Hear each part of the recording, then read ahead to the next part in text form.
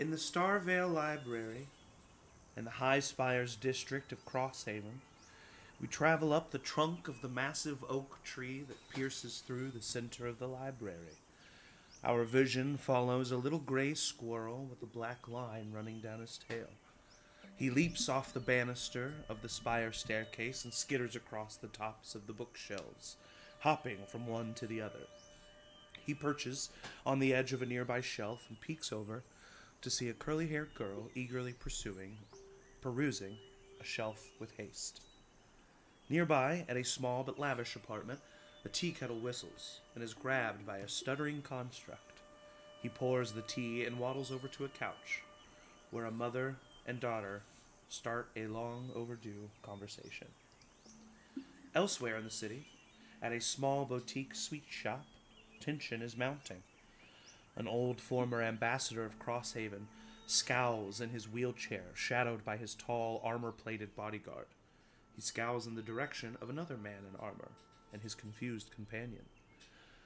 Not too far from there, in a quaint druidic inn, a napping satyr peacefully dozes as a little black ferret paces back and forth, watching for any potential danger. We'll find out what happens next in their stories on today's episode of the Concordian Expanse campaign. Thank you so much for joining us on this lovely Sunday. I hope you're having a good day. I don't know where you are, but the weather's been a little bit better here lately, and it's been nice. So go outside, touch some grass, but after you watch this 4-hour session of D&D. So thank you again for joining us. Tomorrow, we have an episode of Talk With Me at 7:30 p.m. Central. If you watch it on YouTube... Nope, we do not. If you watch it on YouTube, I was finishing my sentence. Oh. I like that I was like, no, we don't, and Matt was just like... I was muted. We do not have a session tomorrow, or a Talk With Me episode tomorrow, but you can watch one at the same time if you want. And then Thursday at 7 p.m. Central, we have the next episode of Monster Hearts. Listen, there's mothers, there's wolves, there's vampires, there's mothers, there's witches, Mamas. there's all kinds of shit. You've got to come check it out. There's it's sexy. Are there witch mothers? There's witch mothers. There's literally, yes, a witch mother. Yeah, literally a witch mother. Plays a very big role in it. So there's trauma. There's drama. There's trauma. There's drama. There's mamas. All the ramas. Mamas. Yeah. Bananarama. And if you don't watch it after this... And that's all for today's episode. And then Sunday, a week from today, we're back here, y'all. We're doing so much campaign 4. Like, we're doing it, like, all right. We're starting so strong. It's beautiful. We're loving it. We're loving the story. It just works. We fit. So, also join our Discord, Charmed Family, if you want to talk to us during the session, see what the cast is saying behind my back. If you want to look at art or pet pictures or send us nudes, you can. So if you want to do that, noodles, guys, noodles. Oh. You don't Thank God you said that. You don't call nudes noodles?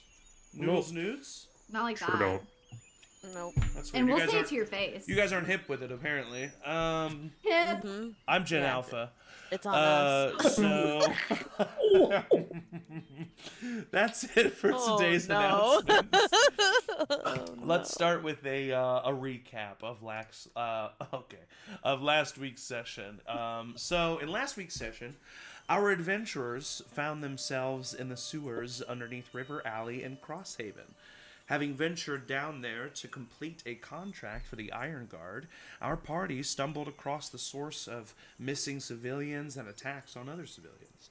A pair of unfortunate sewer workers had apparently stumbled across an ancient tablet and an ancient guardian of this tablet that turned them into mutated snake-like humanoids called Yuan-Ti.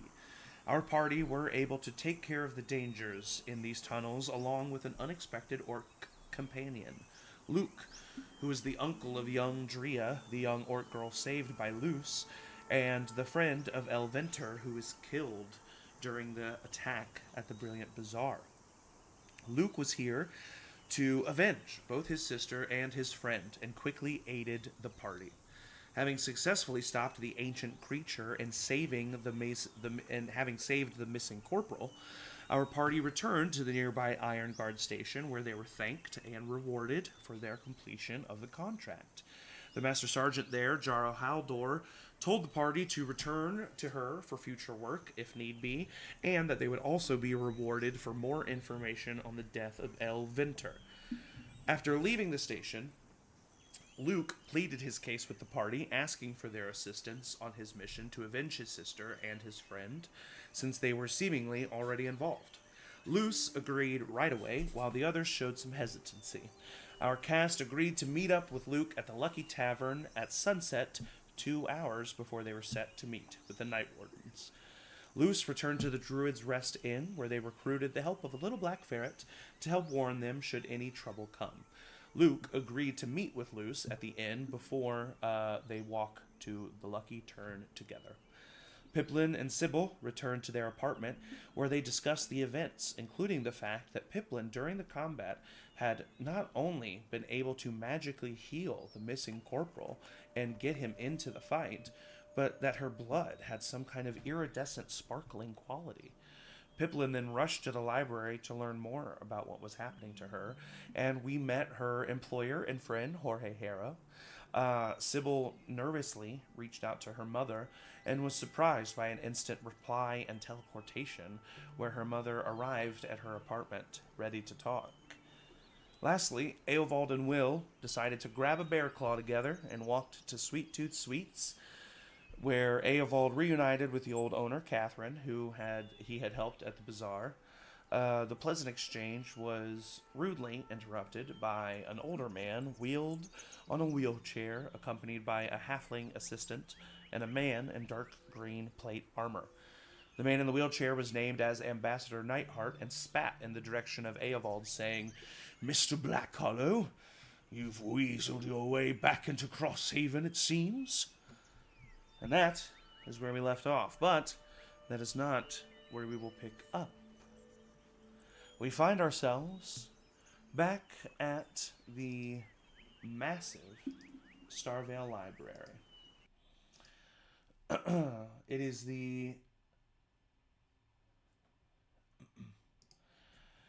the famous keeper of knowledge from all over Zalios, specifically the Concordian Expanse, a massive structure linked in the high spires to both the Crosshaven College and the Kiara Institute of the Arcane. And in this massive library, huddled away, we see Pipplin.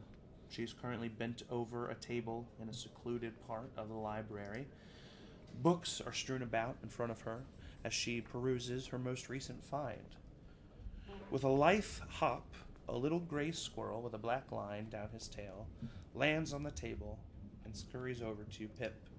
He kind of scurries over and nudges under your arm as you're currently reading a book. I'll smile and like lift my arm so he can come like right in front of me, and I'll reach into my pocket, but probably always has some variety of nuts or berries or something in it, and I'll take a little out and give it to Meatball. He immediately stuffs his face with everything that you give him, and his little chubby cheeks widen, thus, his name, Meatball. And as he's starting to chew, and just kind of like look over what you're looking at as if he could even read it, you rolled a natural 20 on investigation the last time we left off. So I hope you got your typing fingers ready, babe, because we got a lore drop coming your way. So you came to the library with 2 pieces of information. 3, I suppose. 1, you were able to magically heal Corporal Renford. 2, your eyes glowed. And 3, your blood had an iridescent sparkling quality. You also had the piece of information of the noise that you heard, and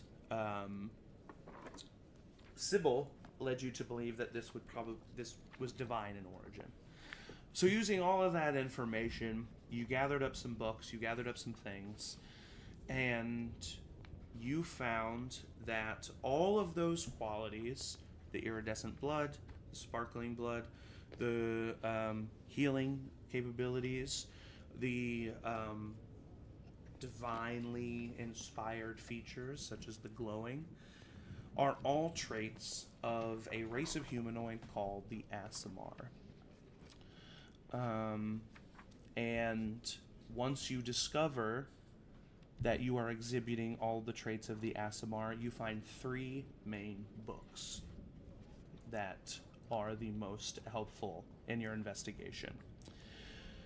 The first one is Signs of the Celestial Bound. Signs of the Celestial Bound. And I'll send you all these if you don't want to write it all right now. It's by Sister Mariel of Novum. Novum is the capital of Navarre. And this text it goes into very specific details about the practical and physical identifications of the Aasimar, what characteristics they take on. So this being iridescent blood, glowing / iridescent features, calming healing embellishments. You also see that some Aasimar experience early magical manifestations, such as flight, such as the ability to create light, such as the ability to use divine power to increase their strength or their dexterity. And so you see that these are kind of this book is really goes into detail about, like I said, the physical and notable characteristics of the Aasimar. It also states that Aasimar are the product of the mixture of a humanoid bloodline with a celestial being. This can either be done, some debate whether it's either or both, but this can either be done through mating, classic mating, or divine meddling. So, if I'm looking here, by the way, I have my notes here, which is where the camera is, but you are here. So if I'm looking here, I'm actually looking at you. For right now, usually I'm looking here, but anyway. I could switch it, but I'm not. Great. Like I said, it's debated whether it is just mating, it is just divine meddling, or it's both. Mm-hmm. But that is how Aasimar are created. And it specifically states that the more recent the mixing of the bloodlines, the more prominent the manifestations of the Aasimar. And that Aasimars that are able to have magical abilities, aka healing, aka the ability to gain flight, that those Aasimar are most likely 1 to 2 generations removed from their mixing of the bloodlines. So that's what that book tells you. The next book is When the Heavens Walk Among Us by Torrin Vale. This book really goes into the societal and political treatment of Aasimars. It talks about how Temple of the Lythi, the gods of this world, take in Aasimars and recognize them as pretty much immediate notable religious figures. Aasimars are pretty rare. If it is very clear which of the Lythi is the domain that this celestial blood comes from, then that faith basically treats them as like somewhat of a prophet. Not really a prophet. It's not like they expect anything from them, but like of that level of notoriety, if that makes sense. Mm-hmm. If it's clear what faith they come from. If it's not, they're still treated as divine beings. Their input and opinion is very respected in their faiths, and they often are welcome to hold authoritative positions in their faith. On the other side of that, Aasimar are often targeted by followers of the Hells, fanatical cults, I mean, all kinds of beings, but really anybody that you could think would have an issue with an openly divine individual. I mean, that's going to come with pros and cons. And this book kind of goes into how they are respected by society, treated by society, but then also how they are scrutinized by society and treated as other. So that's that book. And then the last book is Divine Meddling, Theories and Testimonies by Professor Halbin Crass. You do note that this professor is a professor at Crosshaven College. This book goes into the theological perspectives on whether Aasimar are born of literal mating or divine intervention, plus testimonies of Aasimar in the past, rituals that have been performed, ways to verify divine parentage, and reasons. Not, once again, these are all theories. Reasons as to why Aasimar exist in the first place, if there are any reason. Is it just simply a celestial being mating with a humanoid? Is there more of a divine purpose for them being here? Should they be listened to by their religions? Do they have some kind of connection automatically with the god of their domain? That kind of stuff. So those are the three main books that you find on Aasimar. But you do take in the realization, reading everything that you read, you, with a nat 20, you come to the very confident conclusion that you are an Aasimar, and that you are not a human. And I'd love to know, after spouting all that off to you, and I can send this to all of you later, if you would like, or to you later, but what's going through Pipplin's head as she takes in all this information and sees all of this? I think it's a lot of whiplash of, like, some of the books, like, depending on which one she started with, but the ones that are just, like, very more her logical brain of going through, like, how you can tell if you're Aasimar or not, and, like, it's like, oh, I do have this, and she's, like, checking the boxes and thinking that it's, like, unknown, but, like, maybe a little exciting, and then gets into the, like, well, they're also held in high regard, and also there's a bunch of people that don't like them, and then it's like, oh no, what does that mean? Oh God, am I gonna get, like, in trouble? Are people gonna ask me my opinions? And so it's a lot of, like, oh, this is exciting.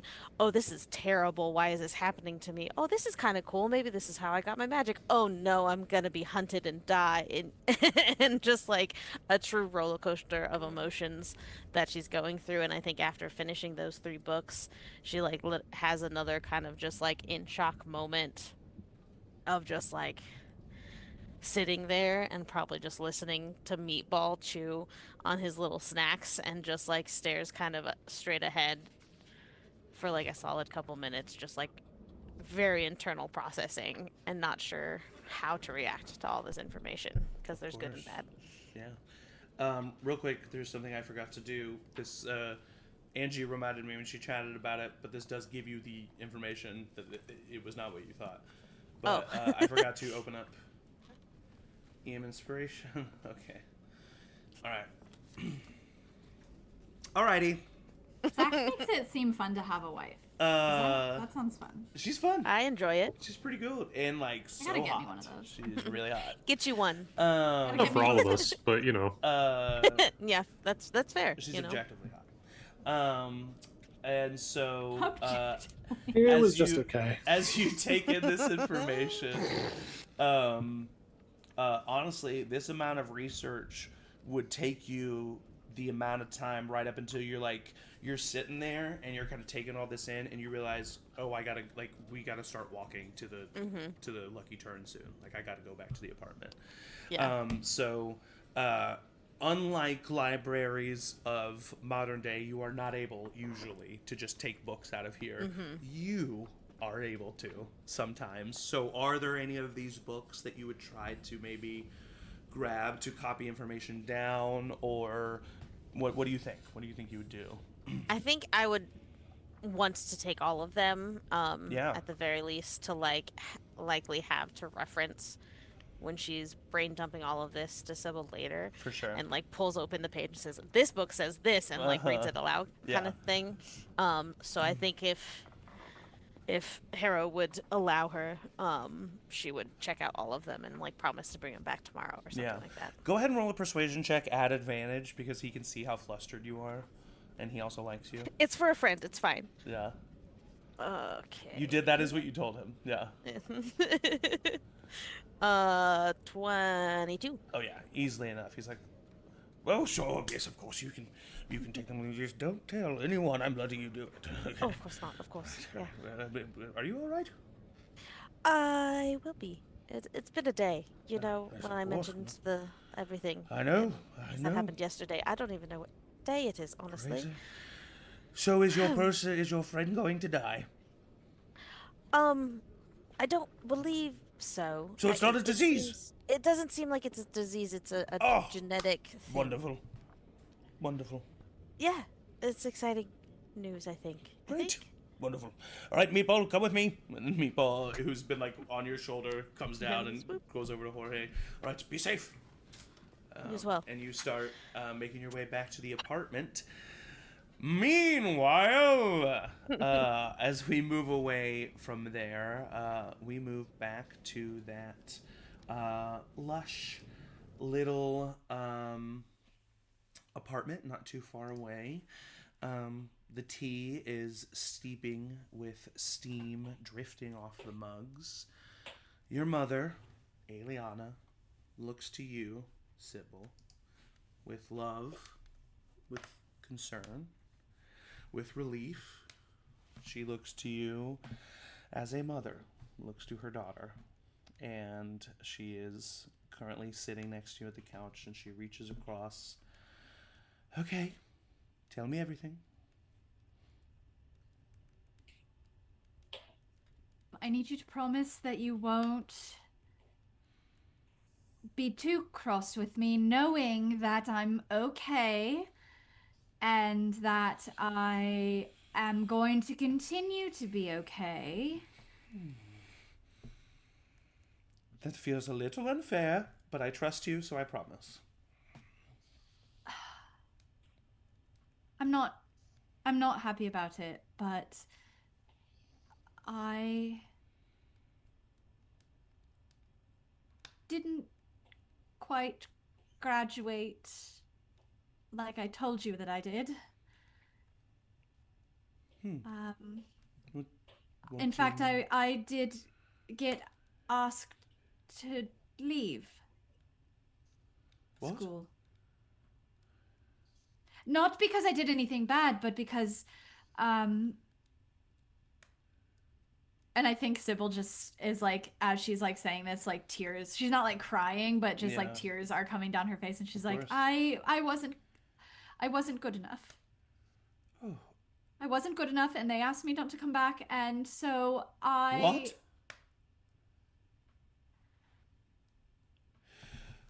What part are you upset? Are you upset? What is their name? No, Mother. It's okay.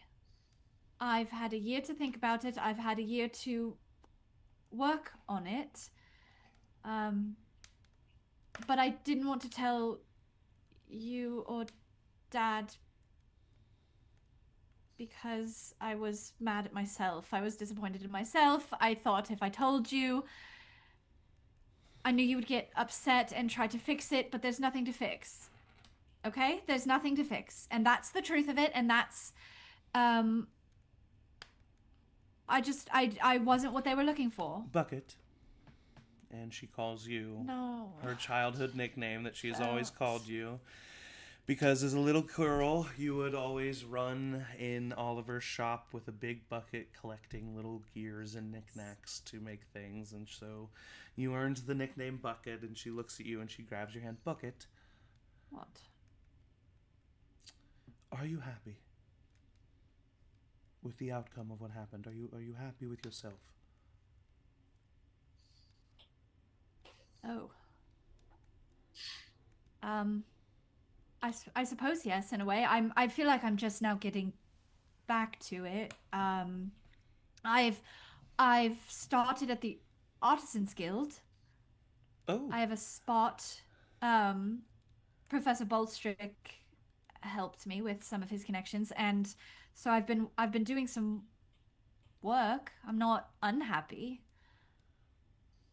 I am a little hurt I know. that you didn't tell us, but only because I would hope that you would trust us to know that we would never be cross with you about this. I understand why you didn't tell us, but of course we're not mad at you. I just hope that this is something you actually are okay with, because I have some connections and I could perhaps talk to some people if you wanted me to. No, it's okay. I at first, if you'd have asked me a year ago, maybe I would have been a little more upset. But I think I'm telling you now because there's something else. Okay, yes. In what? And I couldn't let too much more time go by. Because this is the part that I'm actually a little bit afraid to tell you. That you might actually be a little mad, but I don't know. I've met some friends, and they're very not... Oh, stop it. Okay, there was an attack on the square, and everybody's fine and everything's okay, but a group of us helped. Not a group of you, not a group of you. There's a group of us. I know, and this is your biggest nightmare, and I'm sure that you're feeling... Have you done anything else with them? Yes, Oh. we did a job. Oh. We did a job. And one of them is really excited about it, and the others are a little hesitant. Do you have a name? Do you have a name? We don't have a name. There's no name, and there might not be a name. We don't know. We don't know. First of And all, it's okay. You're okay? What happened? Nothing quite. It's just a few people got hurt, and there's a gentleman. His name is Will. He's very capable, and he has a friend who I think is a friend, but there might be an arrangement of security protection. I'm not quite sure what his allegiance is. He's a fighter. He's very strong, very protective. And Pip was there and held her own. And there's a satyr.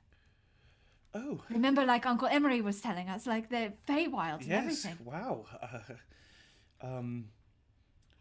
It sounds exciting. I'm glad you're all right. But it's nothing too much to worry about. But I just wanted to tell you in case, something were to happen. Are you terribly angry? No. You are your parents' child. Listen. You are a grown woman now. And your choices are your own, and I'm so proud of you. You're a member of the Artisans Guild. I'm assuming this means that you'll want to stay here for some time, which is lovely and wonderful. And I'm so glad that you have Pip, and I'm so glad that you have these new friends. And I know you will make the right decisions for yourself. And I just ask that you be careful. Because Sybil, there's one thing I wish someone would have told me at the beginning of all of it. and it is that the world will tell you what it needs, and it will always be too much. It has to be your choice on how much to give. All right? Okay. Now,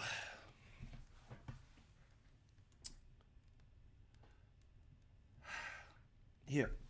And she reaches into her little side satchel, and she pulls out this smooth, no rough edges anywhere to be seen, circular, dark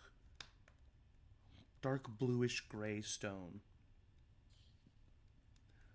And it has the symbol of the Avarna-Burroughs crest that your father created, inlaid in like a slight emerald that has just the slightest glow to it. Maybe not even a glow, it just catches the light very well.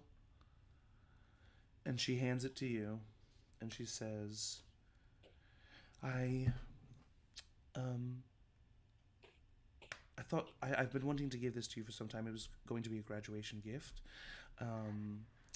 And I think that everyone just needs talent. But that's something you have in spades.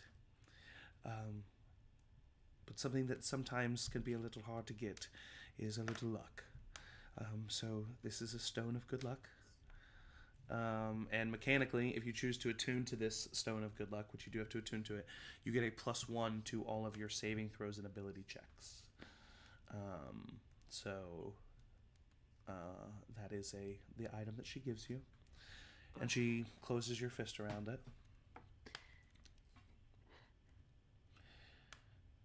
Oh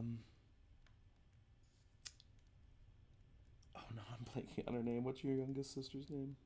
Fiona. Fiona, yes. She goes, now, I left Fiona with a lump of clay, and there's only telling so long how that'll keep her busy. So I should And this get was back. very clever. I like point to the rug. I didn't. Very clever. I didn't tell your father. Don't. Well, he knows now, and that's something I need to go discuss with him.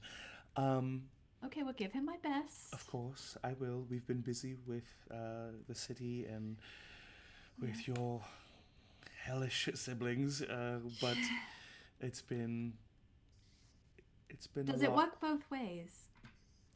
What? The rug. I mean, is that something you're capable of doing?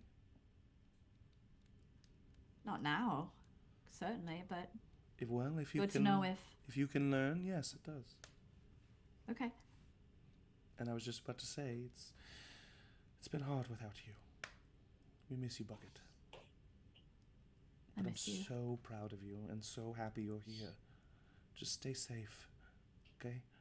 Okay. And if you see those friends some more, and if you do more things together, don't tell me about it, unless I need to know. Okay. Deal.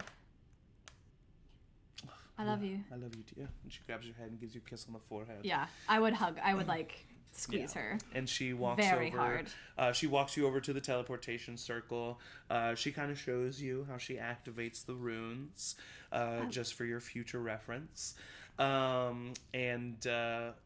She smiles at you and blows you a kiss as you step back out of the circle. And she activates the teleportation circle, and with a flash of purple arcane energy that kind of blinds you for just a moment, you blink and your mom is gone. You're looking around at the apartment. And how do you think Sybil feels after this conversation with her mother? I think that she in this moment is feeling silly that she ever thought that it would be bad. But as you know, even with the most supportive parents in the world, the darkness of rejection and the darkness of stress can sometimes color our opinions. So I think that in this moment she like laughs, I think. And is like, okay, one task down, like kind of this relief, and immediately in her very Sybil way is like, on to the next. Which she would immediately then go into finishing up the modifications for Norbit. Which I will say, in the amount of time that Pip is finishing her research and before she returns, that is definitely something you will be able to do. So you can complete those modifications on Norbit and you guys are not ready. Officially make him a well, you know what he is. So we can talk about him a little bit later. But as you are working on him, you hear a voice in your head. Hey, Bucket. Dad here. Oh, no. I know you just saw Mom, but you need Dad's advice, too. 2 more coming. Look for strength in those around you. Don't be afraid to ask for help.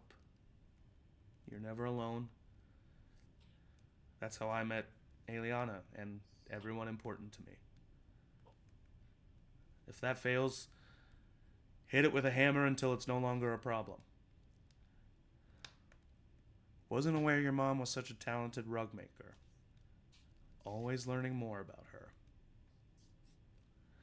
And those are the 3 sending spells that your father... Oh, he used all of them! That your father uses to send you. And he literally doesn't even allow you to respond to the first 2. I was like, is there a response that you would like to give to the last one? I will just say, you are going to be so proud of the modifications that I have just made. Norbert is looking better than ever. I'll follow up later. I love you. Amazing. And as we cut away from there, we leave this sentimental moment and we travel across the city to return to a moment far removed from such sentimentality. The tension in Sweet Tooth Sweets is palpable as the old ambassador sits in a contained rage in the direction of you, Eovald. Catherine the baker has taken a step back to avoid getting on the bad side of anything that's happening here. The large bodyguard stands stalwart behind the ambassador, his hand resting on the hilt of a long sword. The ambassador has just spit this poisonous accusation towards you, Eovald. What do you do? Well, hello there, Corey. It's nice to see you. We'll just be heading out right now, not to bother you any further. That's Ambassador Neidhart. I still am an ambassador, despite your best efforts. Ambassador Neidhart, my apologies. Will, are you ready to skedaddle? At this, Will's just been in the corner. They had a free thing of popcorn, and I just had like a mouthful of it. Is this a rural king? Trying to figure out when to bite. Yeah, I'm good to go. I'll put a gold piece on the counter. Thank you, Catherine, for, of course, your delicious food. All right, Will, I go over and take Will and kind of okay, not drag you out, but lead you out. Nice meeting you. As you, Catherine kind of gives a tentative or a timid, thank you, Eovald, good to see you. as she takes the gold, and then as you are walking out, the large guard takes a step in front of you and just stands there for about 1-2 seconds. Excuse me? Professor Neidhart, or Ambassador Neidhart, looks up, throws a dismissive hand. The guard nods and stands to the side and lets you leave. To the guard, I just kind of whisper to him, "You're doing a really good job, it seems. Congrats." He just laughs as he looks. Excuse me. Just need to get squeeze on past you there. Will you shimmy? Just gonna squeeze on past. Hey. And you exit this very tense moment and enter the streets of Crosshaven once more. God, I love those bear claws. Delicious. What'd you think of the bear claws? I didn't actually get a great chance to try it, considering we kind of got thrown out because of that. Are we going to talk about that? I would like to talk about that. Oh, we didn't get thrown out. I think we just left on our own accord. No, we were just escorted out with great tension. Well, I don't. That man is we have a long history together. And I don't really feel like getting too far into it right now. It's a little it's a little Sure. raw. Okay. All right, we'll talk. Maybe I'll get into it some other time, but for now, let's. His name's Corey? Yeah. Kind of a weird name for such a threatening guy. Well, that's just kind of a nickname that he apparently doesn't go by anymore, or perhaps I just have lost the privilege of using. Yeah, and I'm totally not curious and don't want to ask any more qualifying questions about this. All right, well, that's good. Where do you want to go next? You want to go back to the... We'll go back to the inn? Because I'll follow you wherever you go, except for back in that store. Yeah, I just totally want to do things that don't involve getting to know what the heck's going on. Yeah, sure, let's just walk around aimlessly for a bit, I guess. All right, if you say so.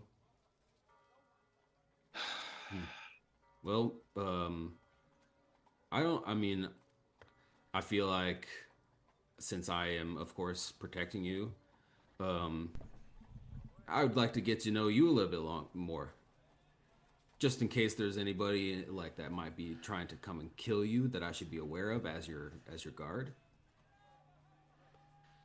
Is there any? You have any? Do I get to? Sorry, do I get a chance to say that that's just slightly unfair, just a little bit?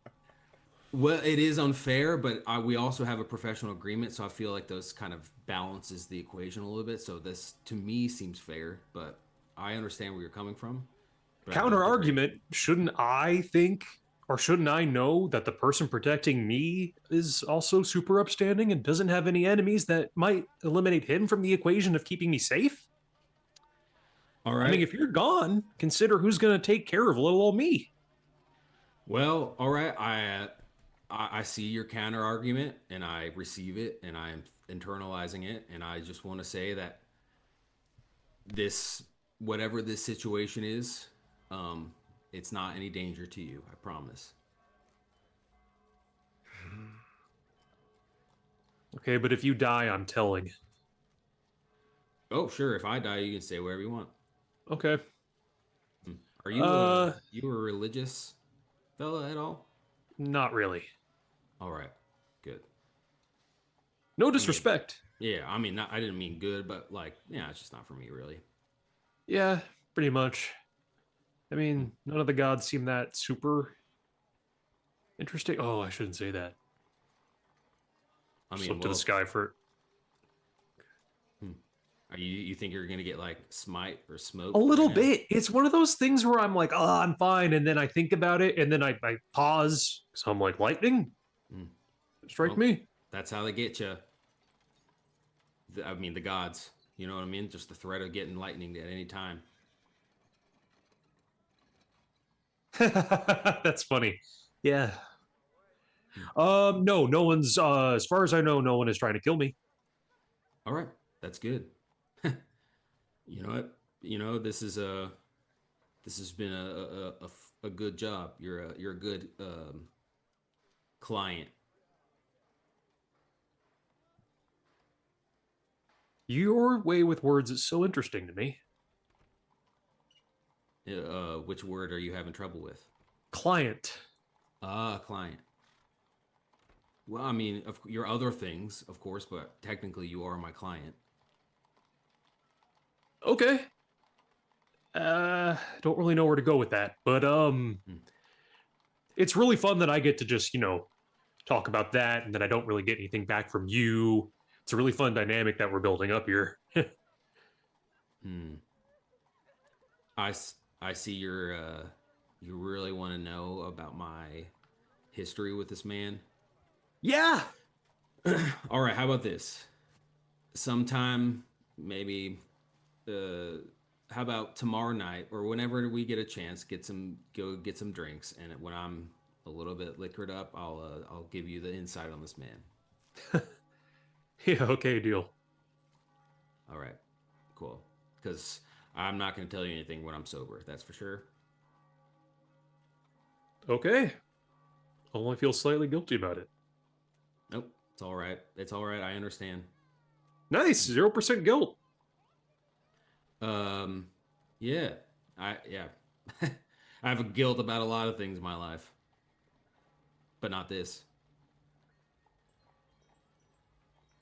Okay.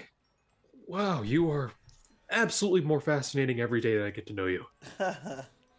All right, so you two head off to wander aimlessly / get maybe a little bit of rest at Vera's before you head to the Lucky Turn.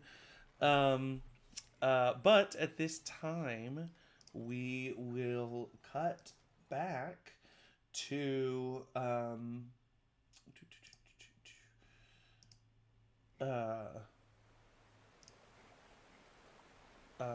nope, that's the wrong one. We're on the coast. Yeah.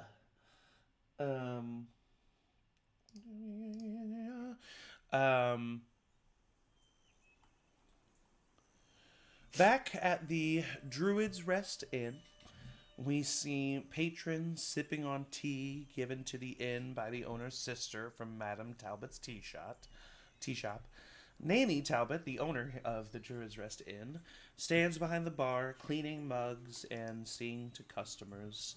It is a peaceful time in the late afternoon here at the Druid's Rest Inn. And we see up in their room at the Druid's Rest Inn a satyr who is currently napping. How do you think Luce naps? Is Luce a rocking chair napper, a bed fully clothed, windows shuttered napper? That'll account for the horns. yeah. How does Luce nap? You guys didn't think about how your characters nap ahead of time? Sitting down. You're supposed to have to sit down and sleep like a deer. Yeah, like kind of just like their knees tucked up. Yeah. That's cute. I think in part that is like they're on top of the bed, but the bed is like made kind of a thing, and they're just kind of like curled around like a pillow that's in the center of the bed to kind of like relieve room, and like their knees kind of tucked up to their chest. Yeah, they make a little nest. Mm-hmm. And squeezing under a little crack in the door is a little wiry black ferret. As it skitters across the room, travels up the bedpost, and comes and just like ever so lightly starts sniffing your face, Luce. And the little sniffs wake you up as the little black ferret is alerting you that someone is here for you. I kind of stir and stretch and like kind of like kick one leg out animalistically a little bit. Yeah. Kind of like move and freshen myself up, and like I give the little creature a little scritch, and then pull out one of the nuts from like my pouch and flick it to it as like a job well done. It takes it immediately. Yeah. Runs away in some crevice to eat it safely. Yeah, and then I like give a glance in the mirror to kind of like make sure there's like my hair is doing what I like my hair to do. Yeah. And then go like open the door and start to move towards the like main dining open tavern area. As you head down there, you see kind of standing in the main foyer, you see Luke, who has returned and kind of like gives you a hand wave. And the two of you grab a table, and Luke says, "Were you able to get some rest?" I was. Yeah, thank you for joining me here. Yeah, of course. I mean, you're the only one that jumped at the chance to help me, so I figured you'd be the one to arrive with. Yeah. Well, I think we can convince the others to take up our cause. I think they are good people if they aren't certain of what their motivations are just as yet. Well, honestly, after thinking about it for some time, I think I came off a little bit too harsh. I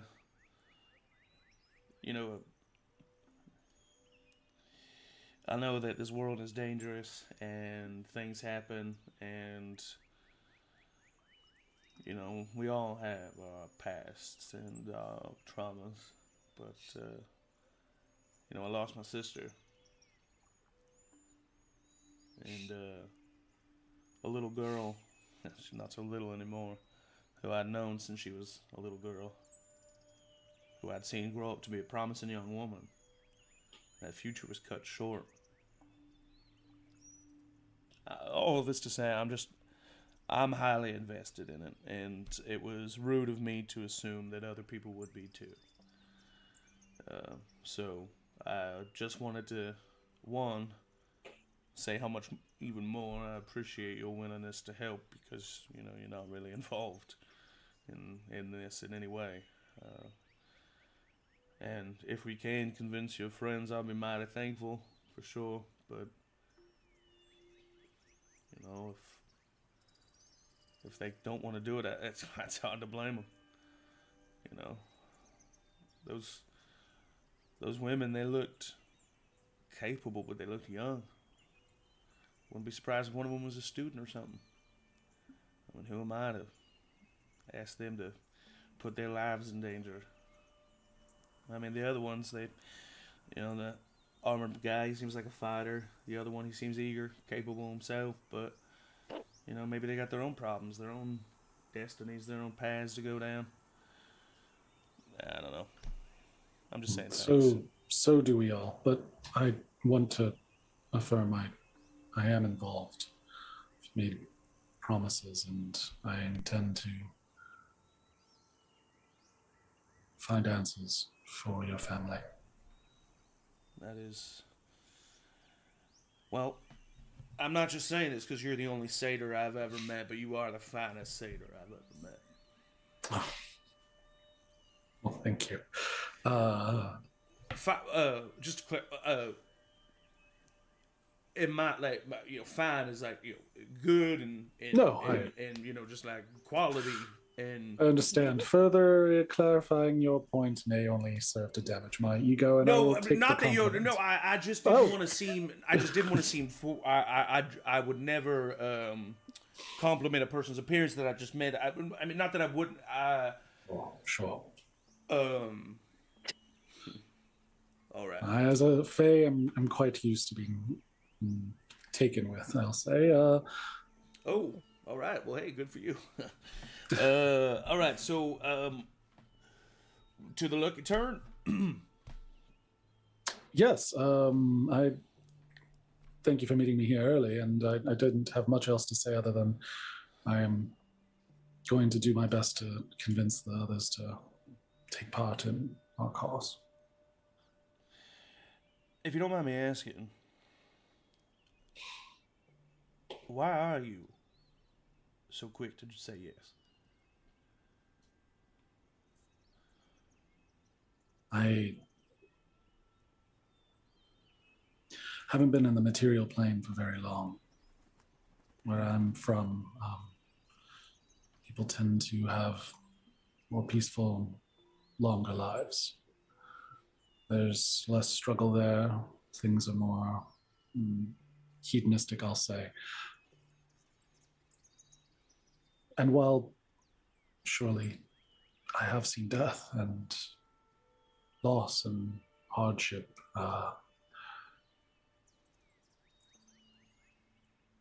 Tria came up to me and frankly she charmed me, and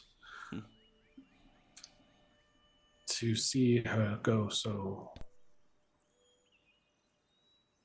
quickly into peril and her mother to be lost, your sister, I'm sorry.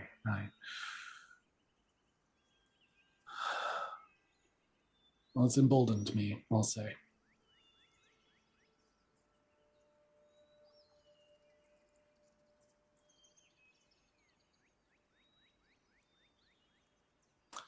And as I've made promises, Fae are not, well, equipped to break those promises.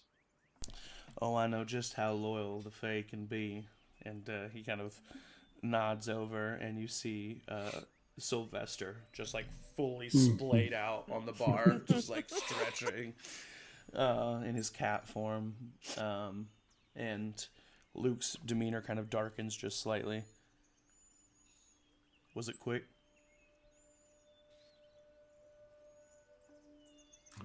It was. Good. That's good. All right, I gotta start moving these legs or I'm gonna get crazy. Yeah, let's go. All right. See you around, Nanny. And Nanny Talbot. Good to see you, Luke. Don't forget to stop back by. And the two of you start to make your way to the Lucky Turn.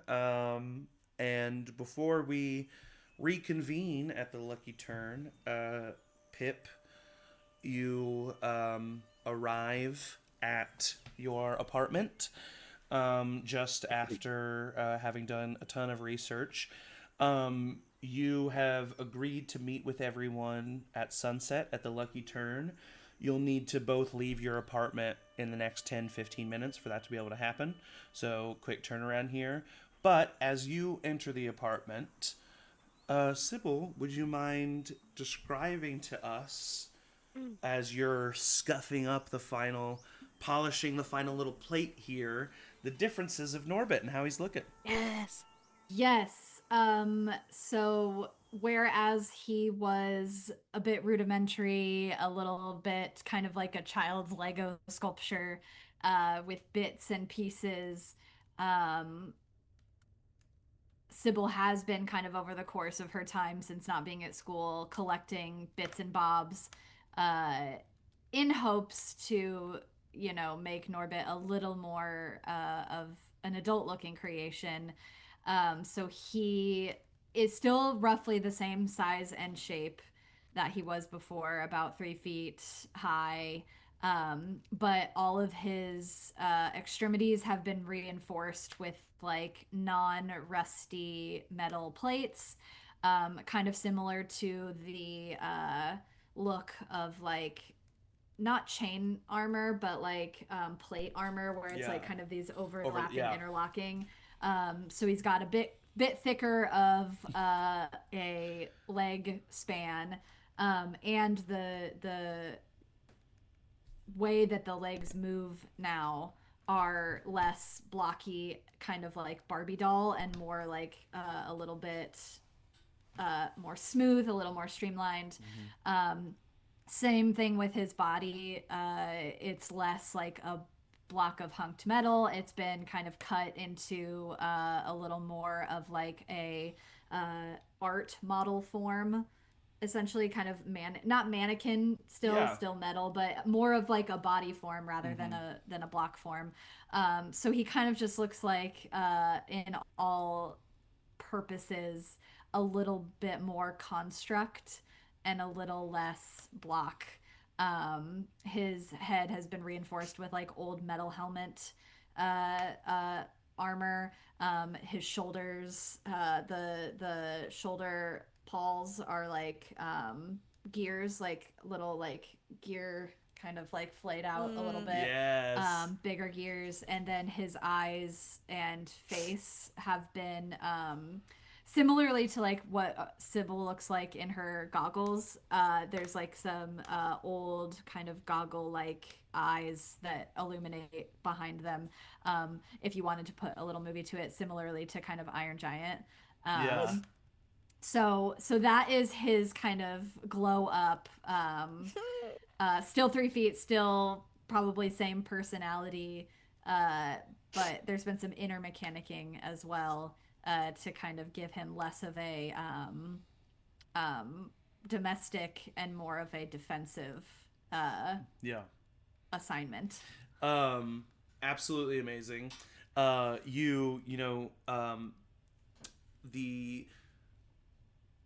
If you don't mind me kind of imposing this, Please.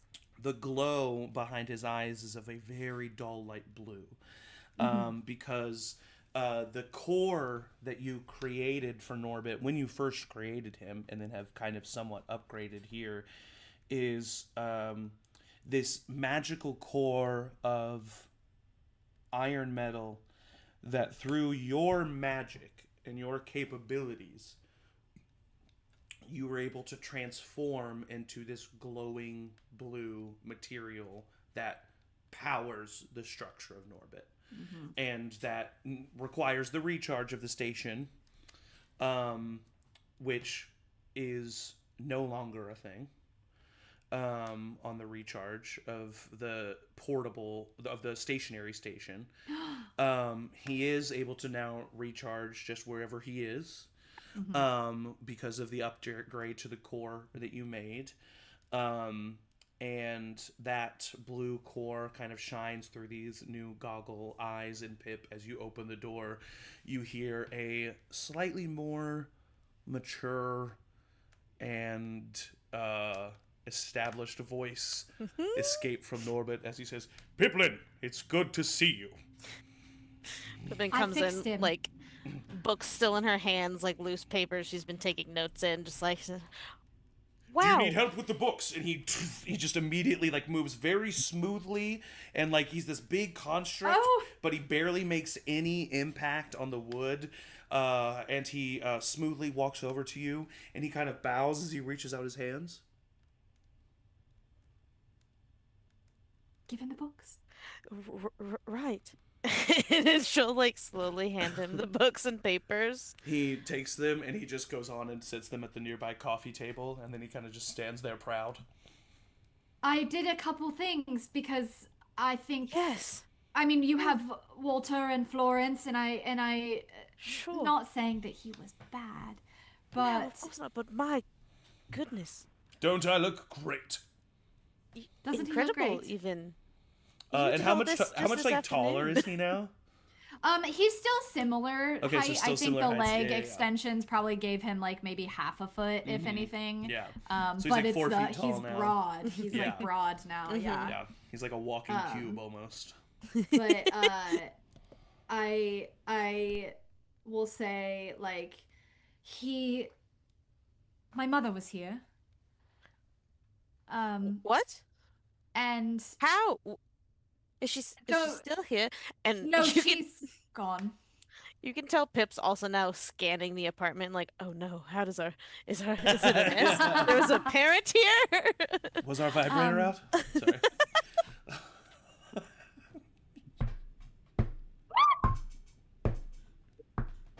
No. I'm it's- sweating. We'll be right back, everybody. No, and that's so Stand up, real. stretch, don't go anywhere. Get some water. Thank you. It is real. It's two very young real. women's It's really apartment. real. It's real. It's fair. real. I'm 36 years old and it's real. Okay. You are healthy. She. Anyway. I told her about. That's not EM inspiration, by the way. It's not. I wrote it Vibrator? down. Vibrator. I hardly know her. Unfortunately, that was me. I don't think Dang. even Emily would suggest Unfortunately, that that was as a word. Yeah. Oh, Sophie did it. All right, we're taking a breath. Serious. Yes. Shut I up. told her How did- everything. Okay. How did she get here?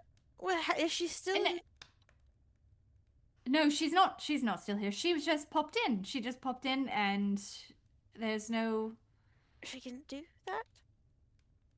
Yeah, she's a highly attuned individual.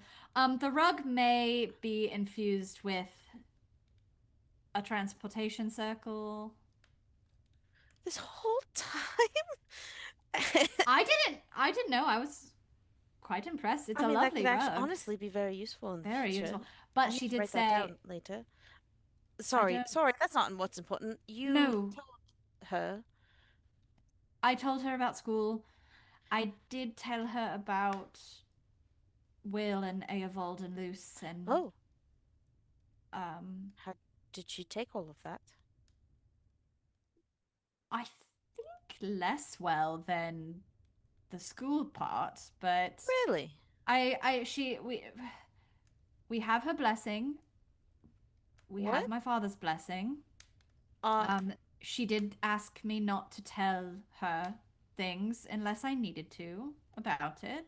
you mean the party has their Yes. blessing, right? Yeah. Of course, that would make sense. What did you think? Nothing else. That's what I also thought. Well, I thought maybe Norbert would be a good security blanket. If we could have him Oh. like, look at this, watch, and I'll take my hammer and I'll like go on the other side of the room and chuck it at him. Bonk him. And he will defend himself from the attack. Yeah, you see the arms that she has increased on Norbit. He puts out one of his arms instinctively, and the sheet of metal that you got at the market extends from both the top and bottom of the arm, creating this little buckler shield that blocks the blow. He can Wow. also, I grab the hammer. He can also attack as well. I won't Wow. make him do that now, but I thought maybe we could bring him tonight Oh. with us just in Sure. case things get dicey. Oh, I hope they don't. I don't think they will. I don't anticipate it, but it would be a good test. Sure. You So at almost the time I died. left, you did all of this and spoke to your mother and caught her up on everything Oh, and spoke yes. to your father.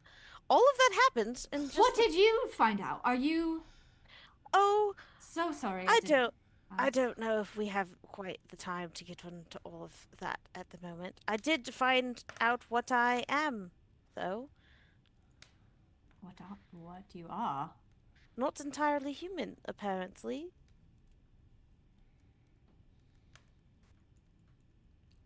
And you're getting mad at me for the things that I did. No, not mad. I was Not that mad, was an not mad. impressed that you were able to do Yes, all of that in the time that I was away. But I did a lot of research also in the time that I was away, and we can go perhaps talk more after.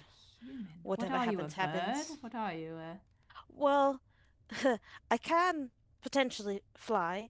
I'm this race called an Asimar. Oh. I don't know if you've heard of.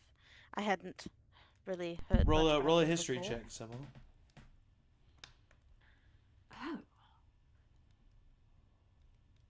Dirty 20. Dirty 20, you've heard of an Aasimar before. You don't know much about them just because you've not looked into them personally, but in your time at an Institute for the Arcane, and then as your time as the daughter of a father who is a notable cleric, you've definitely heard of what an Aasimar is. You know that it is the mixture of a humanoid race of really any kind with celestial blood, so you know that much. And you know that they're really rare and usually considered powerful. That's what you would know. Pip. An Aasimar. Apparently, yes. That's brilliant. Is it? That's It seems exquisite. That's fantastic. Why do you think so? Because I'm honestly not sure. There's a lot of books that I read about a lot of different things, and not everyone likes them. Well, yes, so... not everybody likes things that are more powerful than them, and not everybody likes things that are gifted. People are going to have opinions, but for you, how do you feel? I think good. It was a lot of information all at once, and it was mostly positive, and it'd be, I mean, if I can heal, that's one really helpful thing, and would be great to be able to do. And gosh, if I could fly, I don't know if I have the stomach for flying, but that could be fun, I guess. Wow. Okay. Lady Pipplin, Lady Sybil, just to remind you, it is time to leave for the lucky turn. Yes, I did put a timer in him as well. We're and- both, we get... Oh, we could have talked here for hours and completely missed the meeting. Yes. I think that Sybil would, and then hug Pipplin, and then back, and be like, we'll talk more later. I want to hear everything. Yes. Okay. Okay. Let's go. Let's go. I put on my cloak, and I don't know what to do with Norbit because he's capable now, and so I just let him go first. Yeah. Either way. He basically turns into just like an upstanding gentleman, and so he's constantly opening doors for you. He's just like a gentleman that's walking with you, not like a butler. He doesn't feel subservient. He doesn't give that vibe. He's just like it's.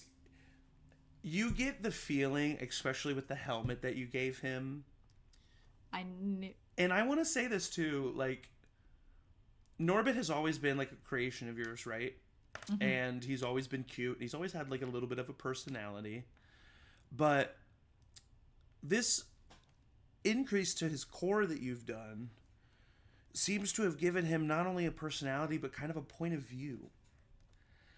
And it feels as if he feels a little bit more human, a little bit more... Wow.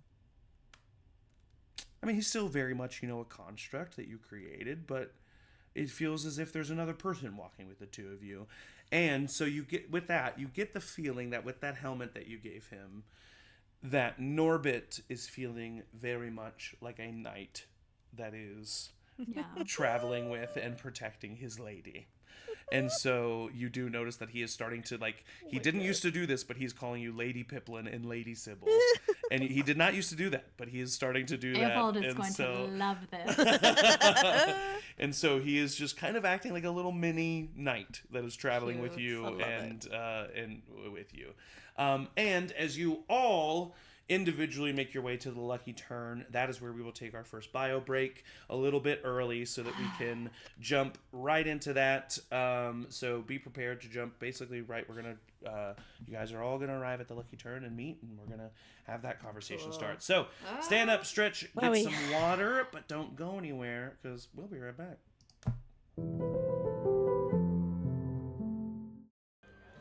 All right. You all, for the sake of brevity, have arrived at the lucky turn. It is just getting to sunset. The sun is disappearing behind the skyline of the surprisingly massive buildings here in Crosshaven.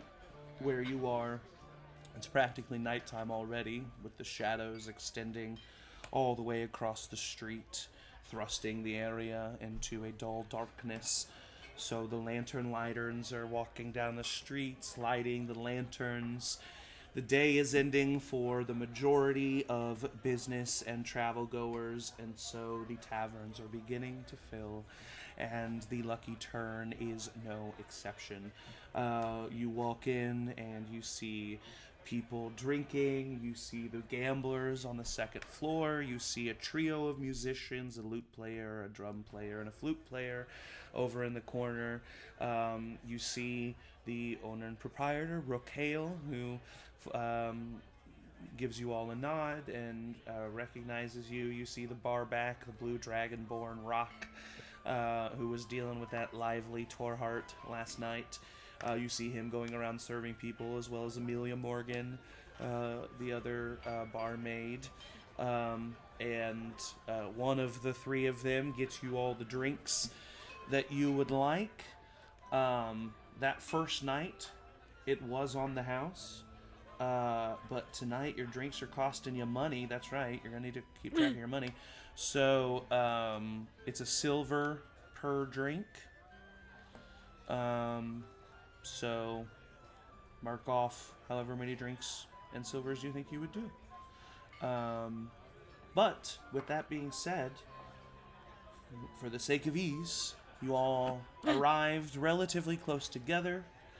You have found a table. You've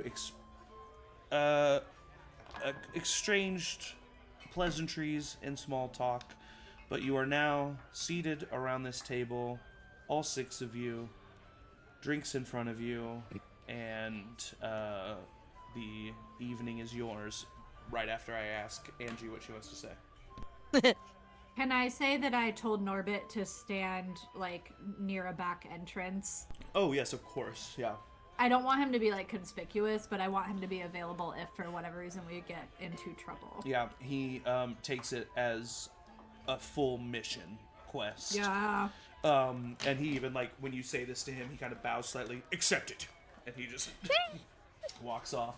I love him. Yes, and then He's a new person. Michael or Will. It's Michael. Hi.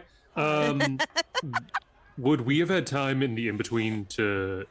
I don't think this really applies to me, but as a group, get a short rest? Definitely short rest. All of you yeah. could have gotten a short rest at some point. Yeah, so good catch.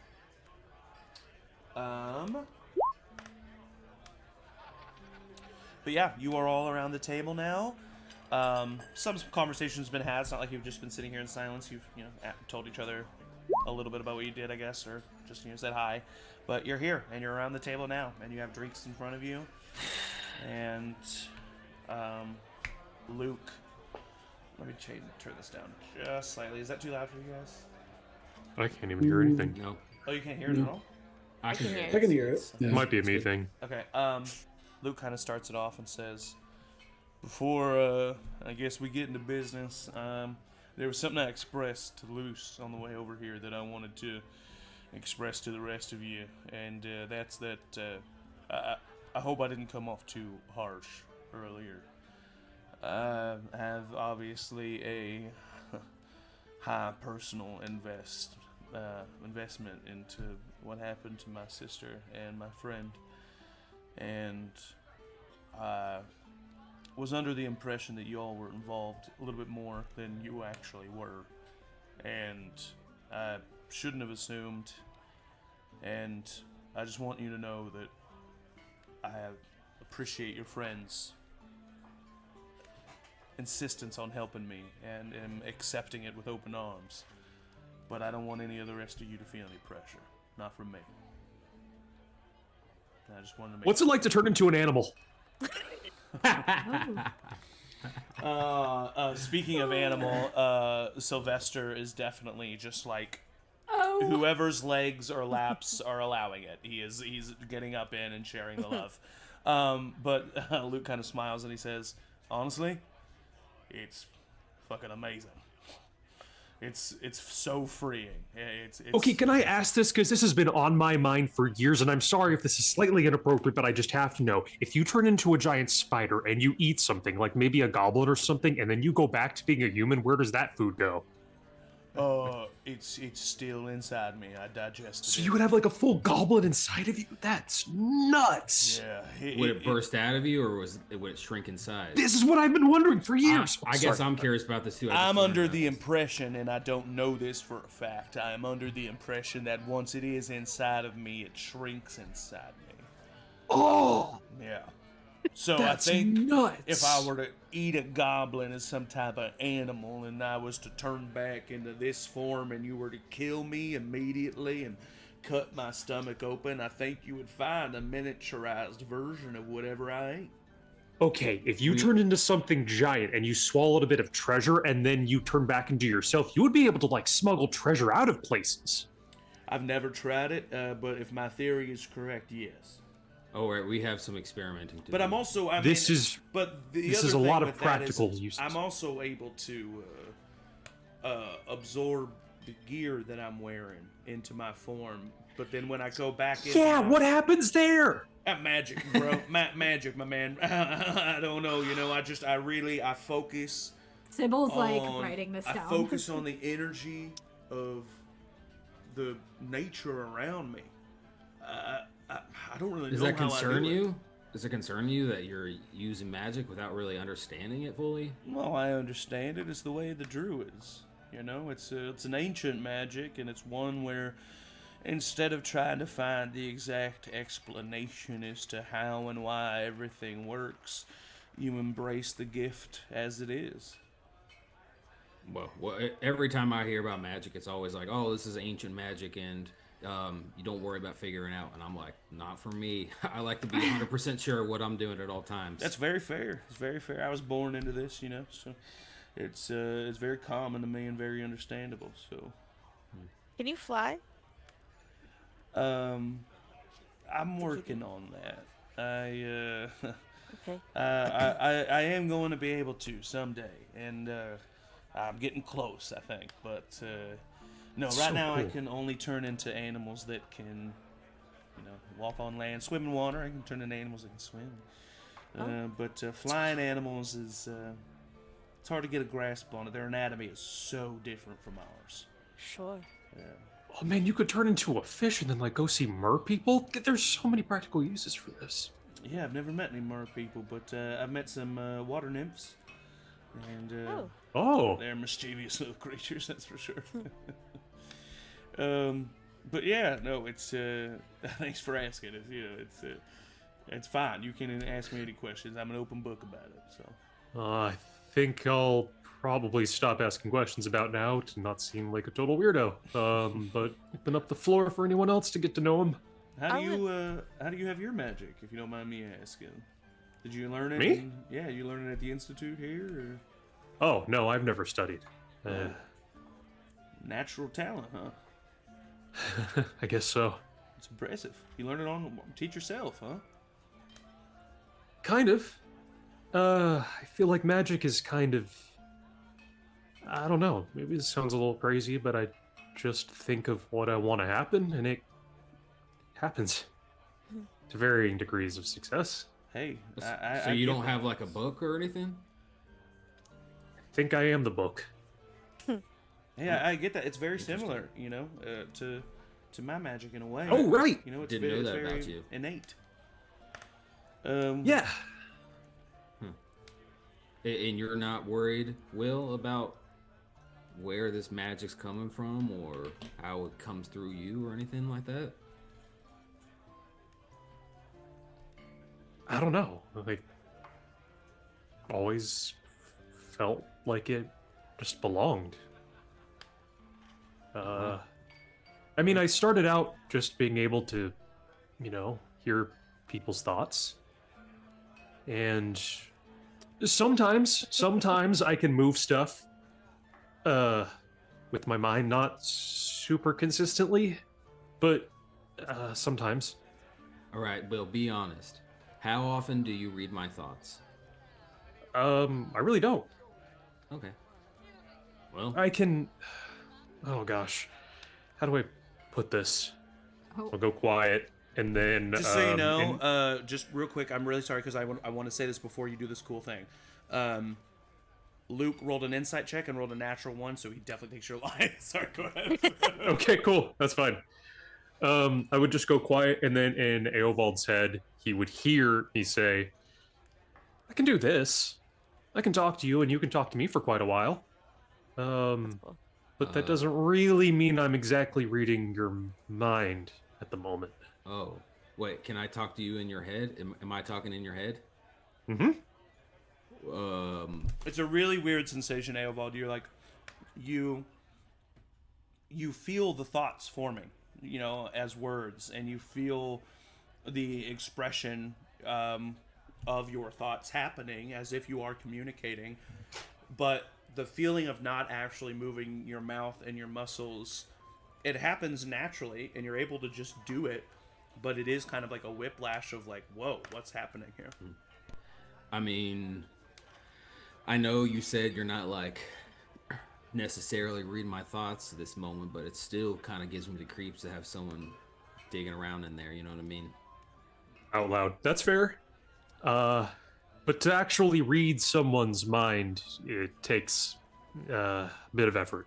What's fair? Sorry, what's fair? Yeah. You guys just stared at each other for about 30 seconds. A little weird. Oh, I think- I'll really quickly just around the table and everyone's head. Hi. Hi, yeah, what's up? Oh, Wow. fascinating. That's powerful. Pardon my language, but that's fucking cool. Oh. That's very handy and powerful.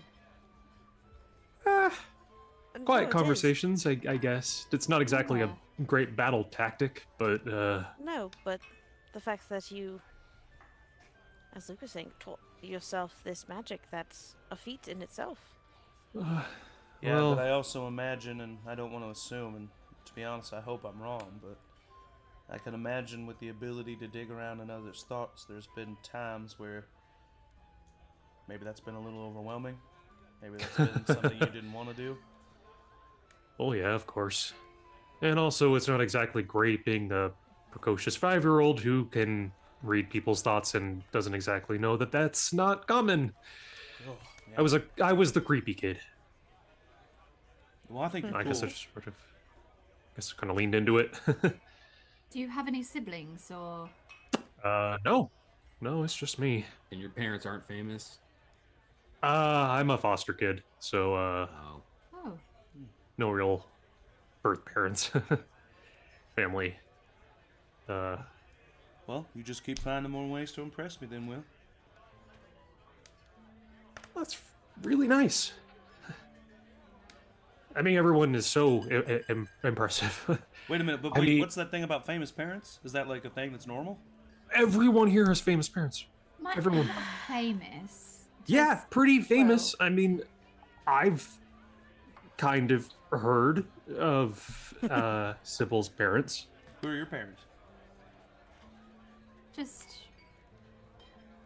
It's strange, right? They're my parents. They're not famous, but Will loves adventuring parties, and my parents were in an adventuring party, and Oh, really? Which one? they're concerned citizens. Citizens. That's what it is. Wait, the ones with the day? Yes, the moon and such. Yes, Shit. but they're my parents. It's not.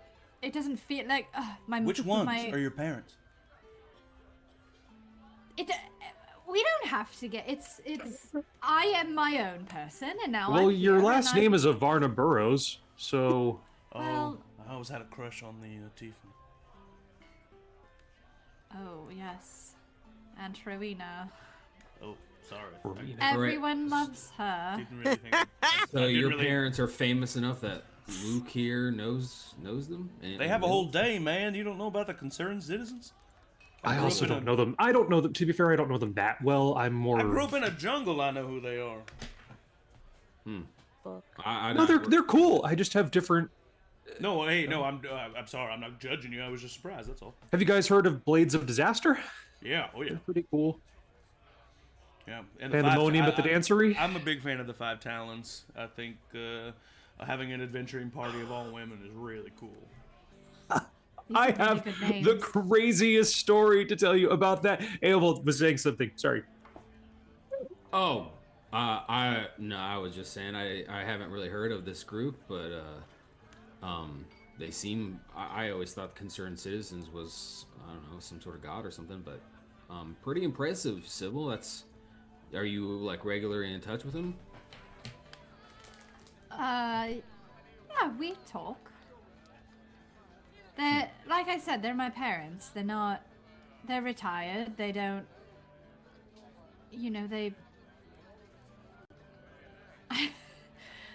they're my mother and father. Yeah, no, fair. No one wants to chat about their mom and dad all day. But, and Will, you might like this. I did talk to my mom today. And let her know that maybe in the future, if this were to become a common occurrence of us all working together, that, she gives her blessing. On this group. Wait, whatever that means. So you want to help? I think that there might be a reason that we all were near each other at the same time. I don't believe in fate, but I'm not going to lie to you and say that I'm not interested in at least making things better and easier. I mean, thank you. You don't need to be personally affected by something for it to matter. Sometimes you just need to be a concerned citizen, huh? Oh, God. Sorry, I had to. No, and that's the one. You get the one. And I got the one. Right, fair, very and fair. You're done. Very yes. fair. Yeah, one a day. He winks at you. Hey, no. Hey, Luce, like does the Feywild have their own kind of adventuring people? Oh. I mean, people wander in all the time. Occasionally, a group of us might sneak out onto the material plane and have a bit of mischief, but I mean, it's kind of boundless in terms of exploration. You're saying that there's never any world-ending threat in the Feywild? It's either that or it's all the time. Where'd you grow up, Luce? In the Feywild? Yes. Oh, what was your living situation like? You live in a tree or something? Was it wild? Oh my God. That was pretty good. I like that. Upside down? In an upside down house or something? An upside down house. What? Can you say more about why that might be your presupposition? I'm sorry. Of... I totally understand what he's saying. Because everything with the Feywild is wacky and it's not what you expect. So, sure. Upside down house. I get it. Yeah, I'm my ignorance is coming out here, but I imagine to you that we must be wacky and everything's a bit I don't know, dimmer here. Not that the people are. They're the vibrant parts, I would say, but where I'm from, there's, just a sensation of magic, of growth, of life, of abundance, and here everything feels like it's just so much more of a struggle. I'd love to. Well, then why are you here? I suppose that is a good question. You said you hadn't been here long. Great story. Is it a really good story? It's a really good story. It is a story, but not one for today. Perhaps I'm mostly here to collect and write a story of my own, I should say, and that's why I've got. I tapped the loot, and can somebody pass me the tray of loose uncooked beans, please? Here you go. Wait, can I? Will's like, yes, and then stares at the tray for a bit. Okay, I'm still working on it. Never pass her the beans. Were you trying to pass them or cook them? I was trying to pass them. Oh, okay. Listen, it's ambient, okay? Yeah, absolutely. And it's AI free. And it's so- AI free. Is it beans or is it legumes and nuts and Both? berries? Porque and- no las dos? Oh, you know, Oh, I'm like mix just of now both. seeing that. That is crazy. Honestly, I everything like on that. it. The more you look at this table, the weirder it is. I like the roasting beef. Yeah, just the happening, or full like the little pig pig. the full, in- on a the spigot. full lamb or whatever that is. They don't yeah. know what we're talking about because they can't see it, but it's crazy. Oh, okay. But it's crazy.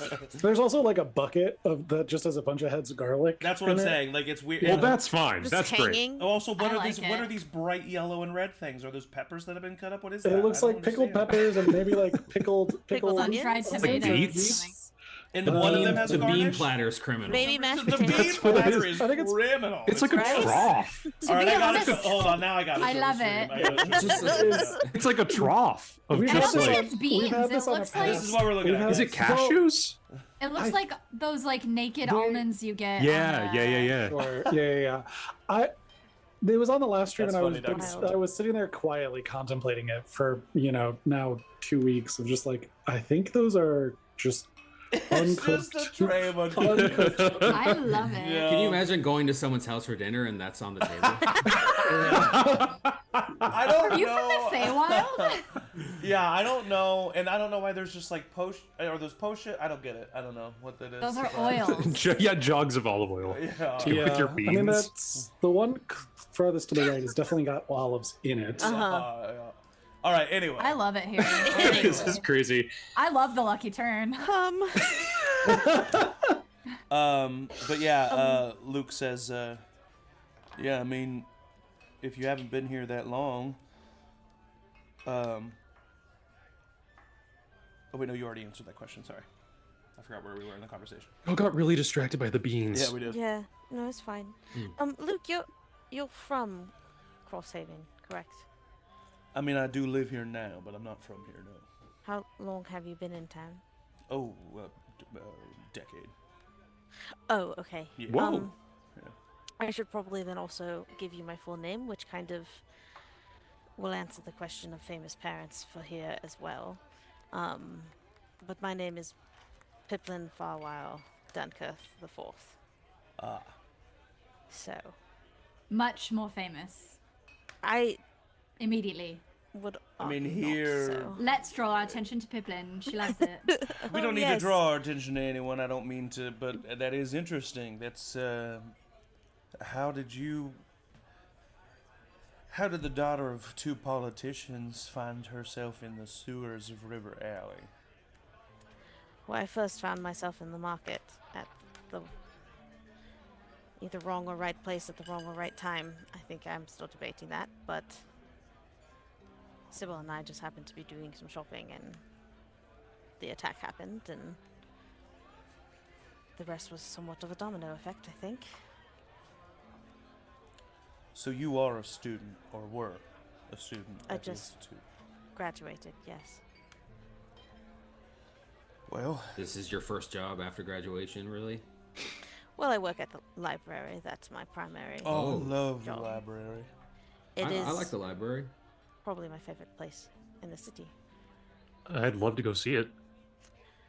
Yeah, I would be happy to show you all around once we have a moment. And any personal research you also want to do, I'd be happy to assist. It is quite literally my passion and job, so happy to do so. That would be amazing. Thank you.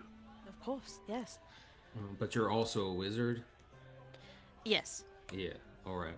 Okay, I'm just trying to keep track of everything. yes. And I you understand that. have fighting experience?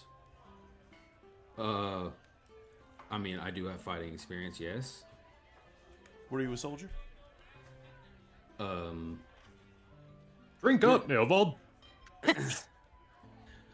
Well, I think I should just kind of get out in front of this. I think I've explained to the group a couple times that I am employed to Will, and I don't necessarily feel comfortable like divulging a lot of information about myself to you all, but I'm happy to be as part of this team as long as Will's here.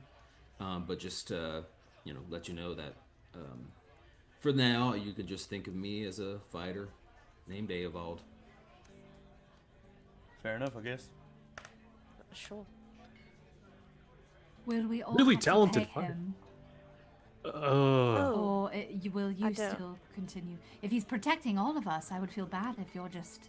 Oh, I mean, we can talk about the terms of any future contracts, but I just want to say that I'm not going to just not protect you, of course, and especially if we get to know each other and I learn to care about you or whatever.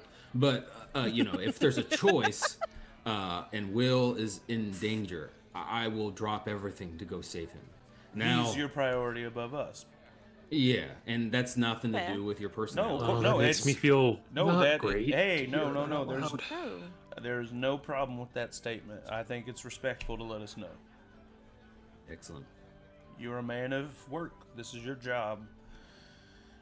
Yep, working 24/7. Gotta make a living. So I guess I should ask you, Will, what your plans are, if you don't mind me inquiring. Oh. Well, I came here to study at the Institute. I was definitely going to check out the library. It's kind of in Navarre, there's really not a whole lot of learning about magic at all, really. So, when I was able to, after a few years of work, save up the money to make the journey out here, thought, great, finally maybe get a handle on me, I guess. But I kind of have to say, this is a practical learning experience. I maybe would rather do that than in the classroom. I don't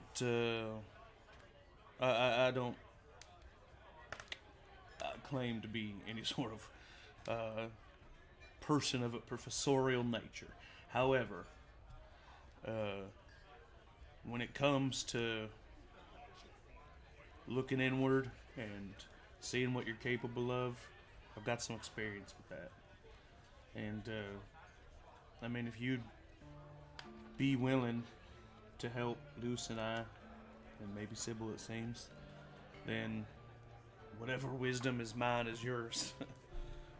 However small of a grain of salt that might be. That's really nice of you. Pip? And I can't offer much outside of enthusiasm, but yeah, I'm obviously super excited to help all of you in whatever ways you need to be helped. Never underestimate the power of one person who gives a shit. All right, jeez Louise, dude. You can also talk in people's heads. What was that? Was that crazy. bad? And the compliment. That was a no, compliment. Oh, okay. We're good with words. Oh, all right. Well, That was an amazed. Jeez Louise. That wasn't a. Oh, get a lot of this Gotcha. guy. Yeah. Pip, what are your thoughts? I know I was quite vocal about my hesitancy the last we spoke about everything. And with some reflection and new information, I give a shit, if you will. So, Hell yeah. Hell yeah. Hell yeah. Oh yeah. Well, I just want to say, seems like we've just kind of officially formed a party here. Yeah. Oh my. But Oh. I know some of you are.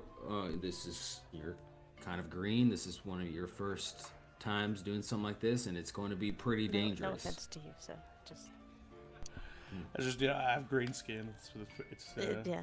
What's our fortune of this, Will? Ah! Oh Ah! no. Oh, you tell fortunes? Quite well. Kind of, a little bit. Not You're in the the. reason my conversation went well. This is Oh, amazing. This is great. Right, I don't really so- do the whole crystal ball thing. And it's not that kind of future. I'm not saying, oh, I see you in 50 years with the horse, something. It's more practical. Okay. Anybody who wants to ask something? I think I have Sybil. I have cards in my hands. They're kind of shaking. I think Sybil wants to know for all of us. Yes, What's the is fortune it, of this is it group? possible? Oh. Yeah. Yeah, does this lead in death or not? Oh, Should we whoa. Is that That's a possible? little Are more- you able to ascertain if this group of people is?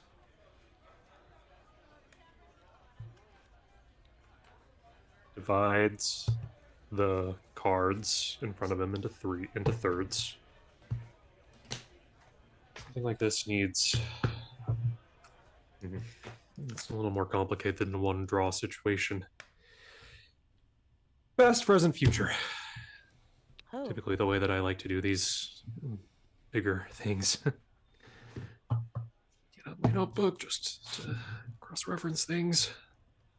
Okay. Okay. Oh, I don't like that. Oh! Oh. Okay. I already know one of these is actually pretty good. All right. Okay. Okay. We're really leaning into the weird. Okay, we're already starting off. We're heavy on the magic right out of the gate. This is just what he Oh. does. He'll get there. I love it. That's great. The past, Queen of Pentacles, resourceful, nurturing, self-made. The Queen of Whoa. Pentacles shows her love through practical work. Whether this card represents you or someone else, know that the answer to your question lies in the mundane details of your life. Pay attention to the small things, watch them grow. Oh, my. I feel like that's. That was pretty- our past. I feel like that's pretty. That's our past. Pretty poignant, actually. Yeah. Well, it seems Then- poignant for everyone. Ace of Pentacles, our present. Oh. New goals, prosperity, a lucky break.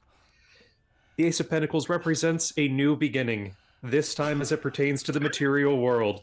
Whatever you're manifesting at the moment will affect your resources, including your home and career and your bank account. Holy shit! Oh, Wow. bank account. Bank account. All right. Wow. That's what it says. That was a little weird. How That close was a little was to our weird. Yeah, situation. yeah, that was. Get a load of this. The future. The Got sun. tables. Oh, Optimism, vitality, and joy. When the sun card appears, any outcome is sure to be a happy one. Your optimism is well founded. Holy shit! Wow. I like it. I've never felt more confident. Wow. Yes, wow. I can only. I kind of hate that this has happened now, because if you ever give me a bad fortune, it's gonna feel crushing. Yeah. Yeah, thank you, Will. I know it was the cards and the just thing, but wow. What a blessing! Thanks. What a gift you're able to give people. Here's the thing about the cards. It can be pretty subjective if you want it to be. Yeah. There's only a couple of cards where it's really like, this is bad. Fair. And even then, there's always something to learn from it. So, I mean, It's true. isn't that like life? all right, I feel Wow. pretty good about that. Well, Brilliant. Unless anyone else also wants a specific thing, or Honestly, I kind of want to. Me personally, I want to end on that note. But, okay. so, I think- yeah, please go ahead. I'm just now thinking of what is more and more quickly approaching of these people coming to speak with us. Don't know. We know what exactly they want to talk about besides the events of the marketplace and their involvement and everything, but Huh? oh, right. Oh, we are having a meeting with some people this evening. That's why we chose to meet here and a little early. They will be here soon to speak with us as they followed us after that first day we met. So, gosh, I guess that was only last night. Feels like forever ago. They are members. She looks around and kind of leans in and get really quiet. They're members of the Night Wardens. Fuck. Yes. we chose a code word so we could talk about them and not say night wardens a bunch of times. Which is? I don't remember. Oh, Did I write it down? I did, I think. Oh, gosh. God, that was like many sessions ago. Yeah, I was like, I think that might be session 2. I don't think I wrote it down. I want to say it was like pineapple or something like that. Or persimmons? The persimmons. It was persimmons. Yeah. So we chose Pumpkins, I think. pumpkins? Started Pumpkins! with a P, I think. Pumpkin! Any I think it was keyword. pumpkins. Okay. We'll say it was pumpkins. All right, yeah, so the pumpkins, okay. So the pumpkins are meeting with us tonight. And they, okay, yeah, all right. To be involved in what had happened, but not in the bad way. It seemed like they also may be trying to stop whatever is happening. But being here as long as you have, I'm sure you know of these people and what they do and are capable of, so... Yeah, but I also do know that unwardened work is frowned upon. They run a tight ship, even if it is a ship of crime. Yes, so... we'll see what they have to say about it all. Alright. Well, thanks for telling me. I appreciate that.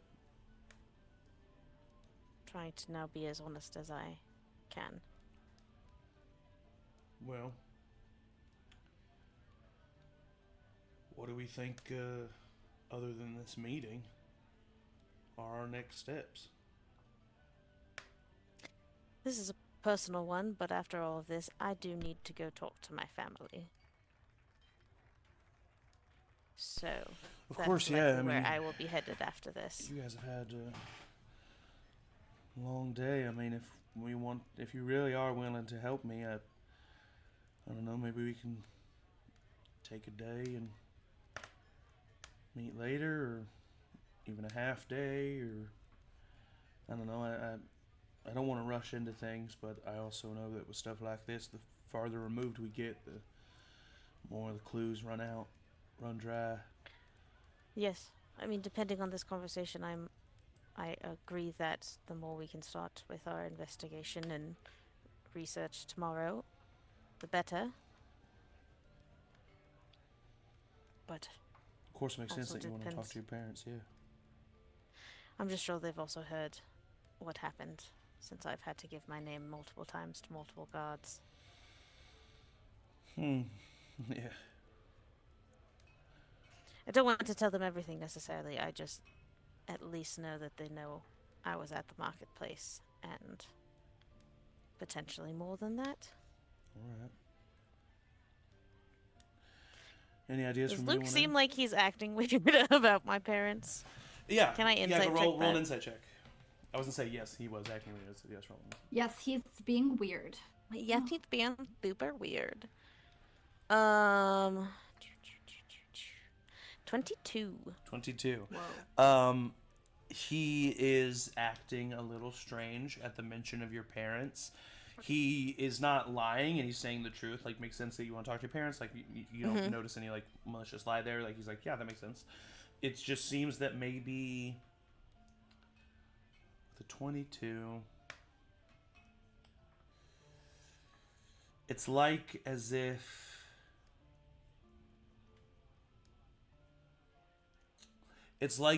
you mentioned a it's more so, it's like you mentioned a political figure that this person doesn't like.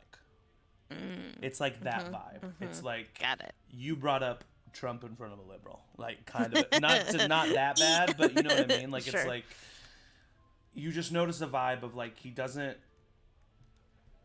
vibe with something about one of your parents or both of your parents, so he is acting weird. Yeah. Okay. What Tim about doesn't. anyone else? Confront. She's non-confrontational, so she'll just log that away. I mean, I think talking to Kai would be a good idea. Trying to find out maybe some of Elle's last couple days. Maybe if there's any clues within there. Sure. As to who she could have been. I mean, why her? Did we get the sense that that was like a targeted thing, or that she was just a... It was definitely targeted because she was killed, and it was her death that was determined to be killed by a professional that then caused the chaos of the Mephit release. The Mephit release was like... she wasn't killed by the Mephits. No, the Mephit release was a distraction to... That's right. Cover... He had the two that's right. She things had in her the... head. Yeah. Got it. So this definitely seems like a targeted attack because Eovald, with his investigation, also determined... It was either Eovald or Luce. Someone determined that there wasn't any signs of struggle pre-death. Right. Yeah. Right. And I remember seeing... Because I tried to heal her and had the moment of just like, this doesn't look quite right, but I gotta go. Yeah. Okay. Cool. So, I mean, there has to be a reason that she was targeted. So I think maybe trying to find that out. I don't know. It's a good starting point, at least. We're a group. It's pretty cool. We're a group. Yeah. That's really great of you guys. Thank you. My sister and I used to do everything together. She got married and had a kid, and life happened. As it so often does. I'm sorry that you lost her in such a way. It can't be easy. Our last conversation wasn't great. I regret that. Having lost a sibling myself, I can assure you that she knows how much you... I'm sure she does know how much she loved you. You loved her. I'm sorry that you had to go through that too. I appreciate that. Well, I could certainly use another round. And he kind of gestures. And in the meantime, is there anything that anyone would want to do in particular or discuss in particular? Now is the time to do so or bring it up before the meeting with the Night Wardens. I would just like to spend 10 minutes as close to roughly when I think they're gonna arrive and cast Unseen Servant virtually. Okay. So Florence is hanging out in case that becomes helpful. Okay. You see this kind of like when you can see the outline of the Predator when he has his camouflage on. You kind of see that visual of like a paper mannequin being built as she casts the spell ritually, and then when the spell is cast, it kind of shimmers a little bit and then completely disappears. But as you know, is right there waiting for orders. I think just ordered to like hover around the table and like not let anyone run into them, and then just like be ready for anything.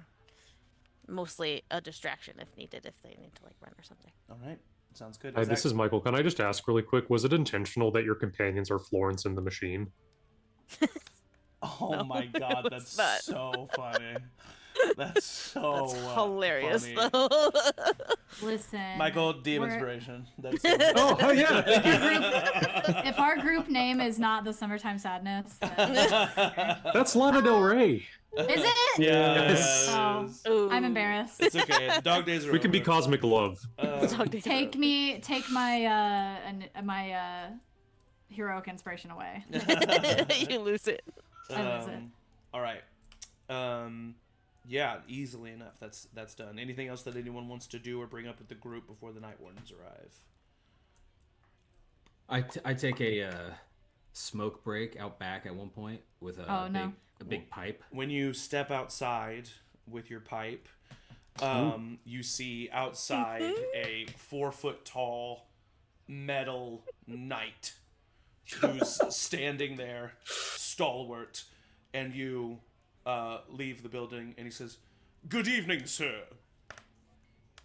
Good evening. You from around here? Yes.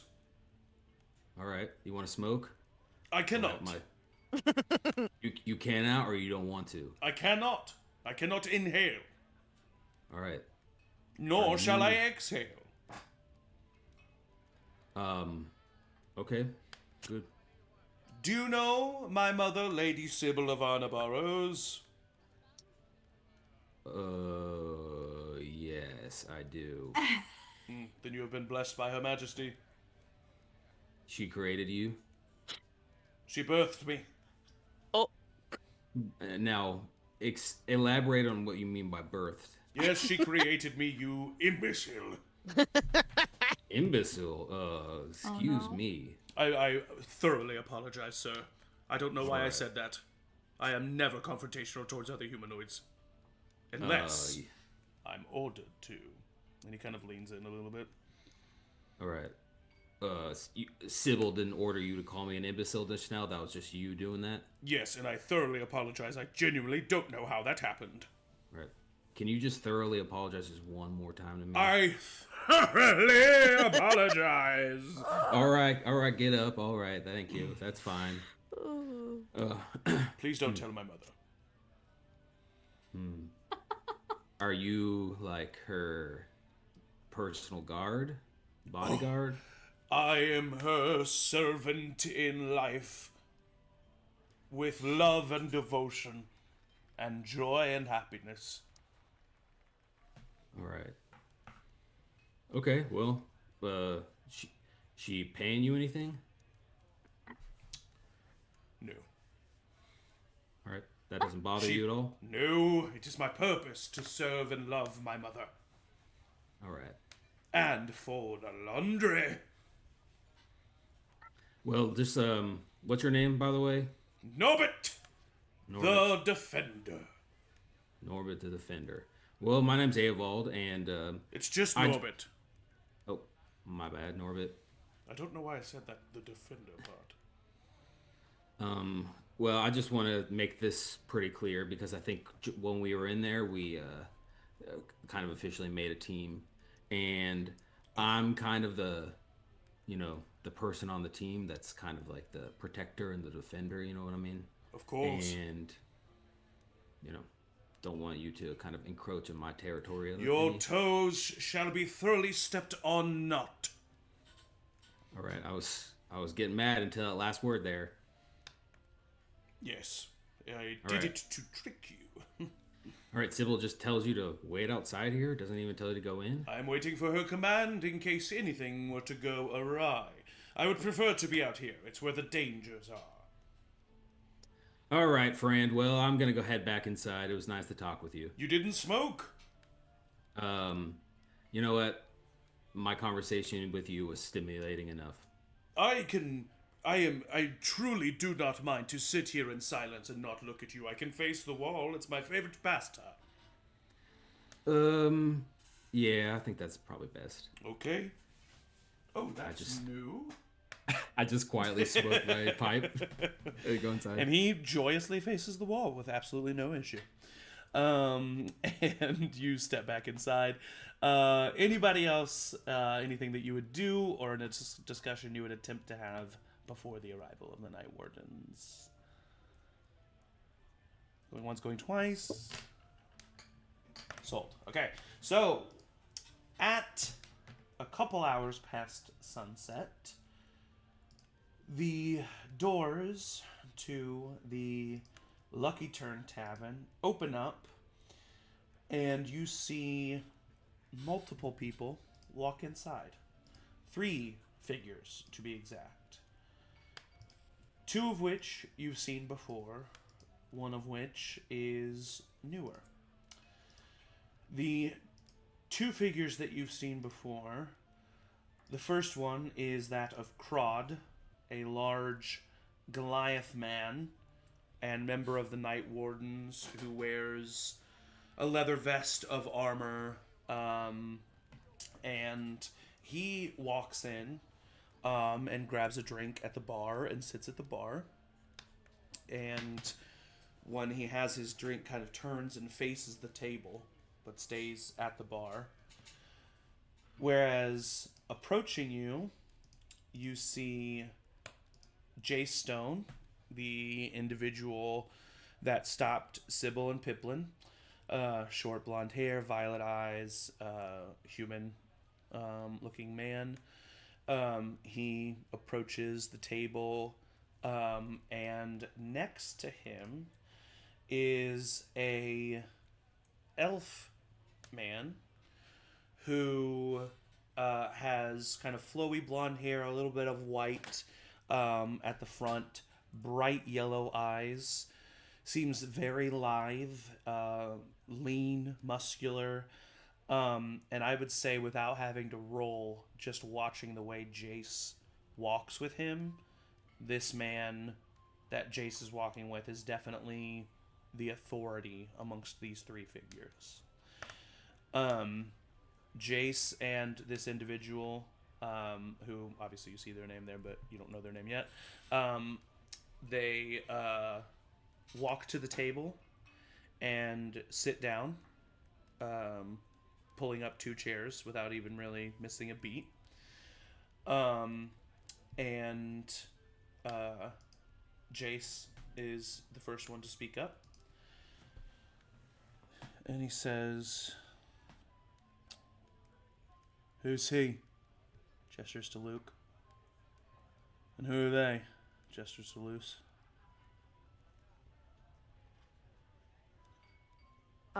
New companions that are just as involved as we are. "I recognize you." He points to Luce. "I'm glad you're here. We couldn't find you." "You," and he looks to Luke. And Luke simply nods, and he says, "Mean you no trouble? These are friends of mine who I'm helping out." Jace kind of just nods. And he looks to the man next to him. And the man next to him, who's been leaning back, takes a step forward and gets out a dagger and starts using it to pick underneath his nails. And he says, "My name is Corvix Thorell. It's a pleasure to meet all of you." He sheathes the daggers. "If you wouldn't mind, I'd love to learn your names." "No need, Miss Duncurth.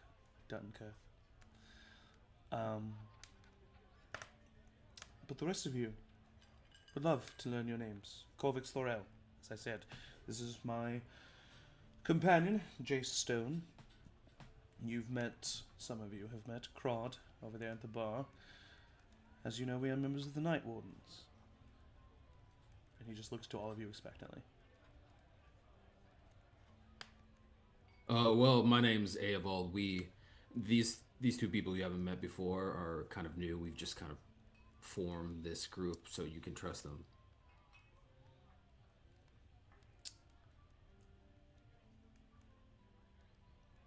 I'm Will. Will, pleasure to meet you. You and Eovald don't seem like locals.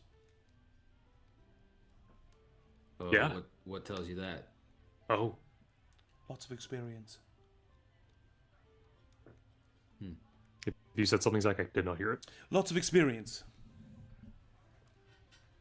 Huh. What about me says that I'm not a local? Just so I know, you know. Your tenacity.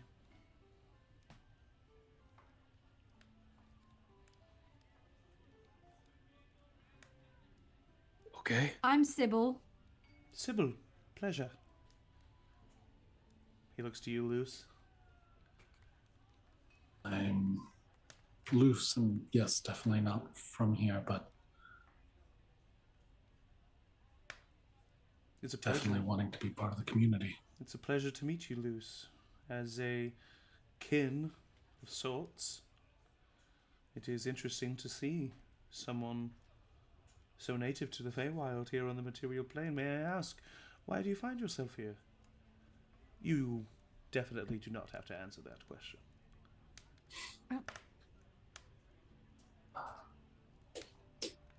It was getting here that's been, easy. The getting back is the trouble. Ah, I see. Luke just kind of nods and he says, "Name's Luke. My sister was killed in the attack. I'm working with him to find out what happened." And Corvex kind of nods. Well, now that we've all exchanged our pleasantries, we can start our discussion. You see, there's been some recent events that have caught our attention, obviously. I think that has been very well made clear. And the real elephant in the room is Mr. Stone here's relationship with your father, which I'm assuming you've put together. Is that correct, Pipplin? May I call you Pipplin? Yes, and yes, I had a hunch and a feeling. I am going to give you all the benefit of the doubt and assume that you are all intelligent and intuitive people.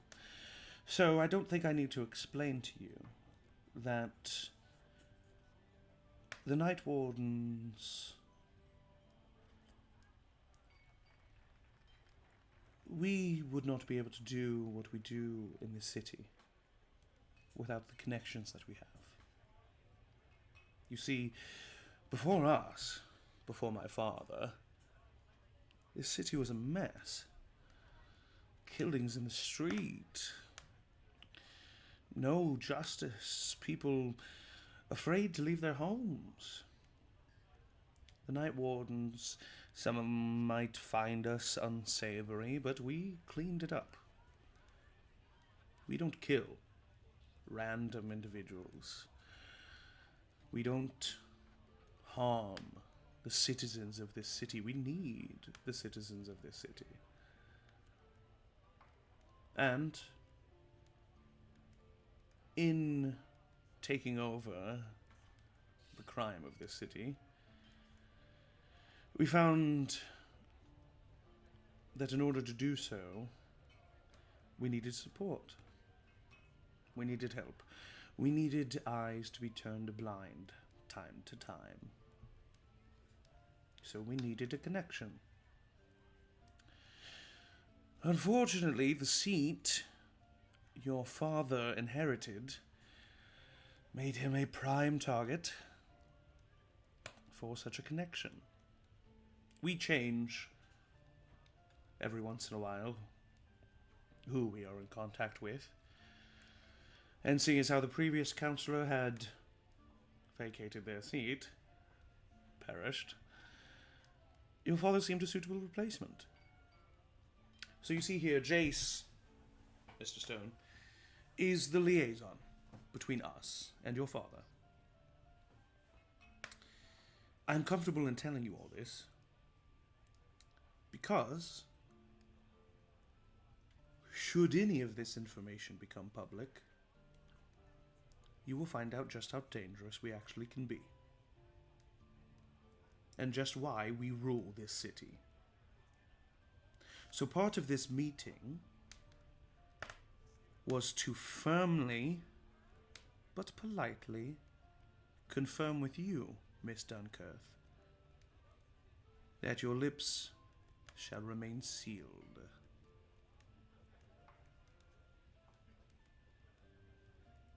Is that including my father?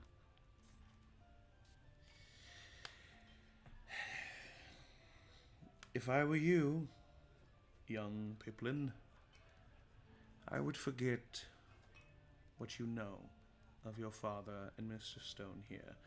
However, I would never cease an open and honest conversation between father and daughter. However, if anyone, and I genuinely need to express when I say anyone, is to find out the connection that we have with your father outside of the 8 of us at this table, there will be a problem. And I just want to ask you, do I need to expect a problem? No. Wonderful. Now we can get that unpleasantness dealt with, and we can ask you some more innocuous questions. We've determined that you all had nothing to do with the attack on the bazaar. Mr. Stone was next to the 2 of you. I mean, he was discovered it amongst you. He knows that we know what the Iron Guard has learned, and we know what was discovered there. We also know that there were other crates delivered to other shops. One we intercepted, and we have at our disposal now. We discovered the symbol, the spiral, underneath the crate. Does that mean anything to any of you? We discovered the same symbol, and no. Well, the other crate was delivered to the Bronze Wand in the Upper District, but the Iron Guard, well, the employee at the Bronze Wand was arcanely gifted, as they should be at the most wealthy magic shop in all of Crosshaven. And so they were able to determine the origin of the Mephits, subdue them, and turn them over to the Iron Guard. They obviously are useless in that part of the investigation, so we might as well consider that a moot point at this juncture. There is something that is happening in this city, and the Night Wardens don't know about it. And that's frustrating to us and to my father.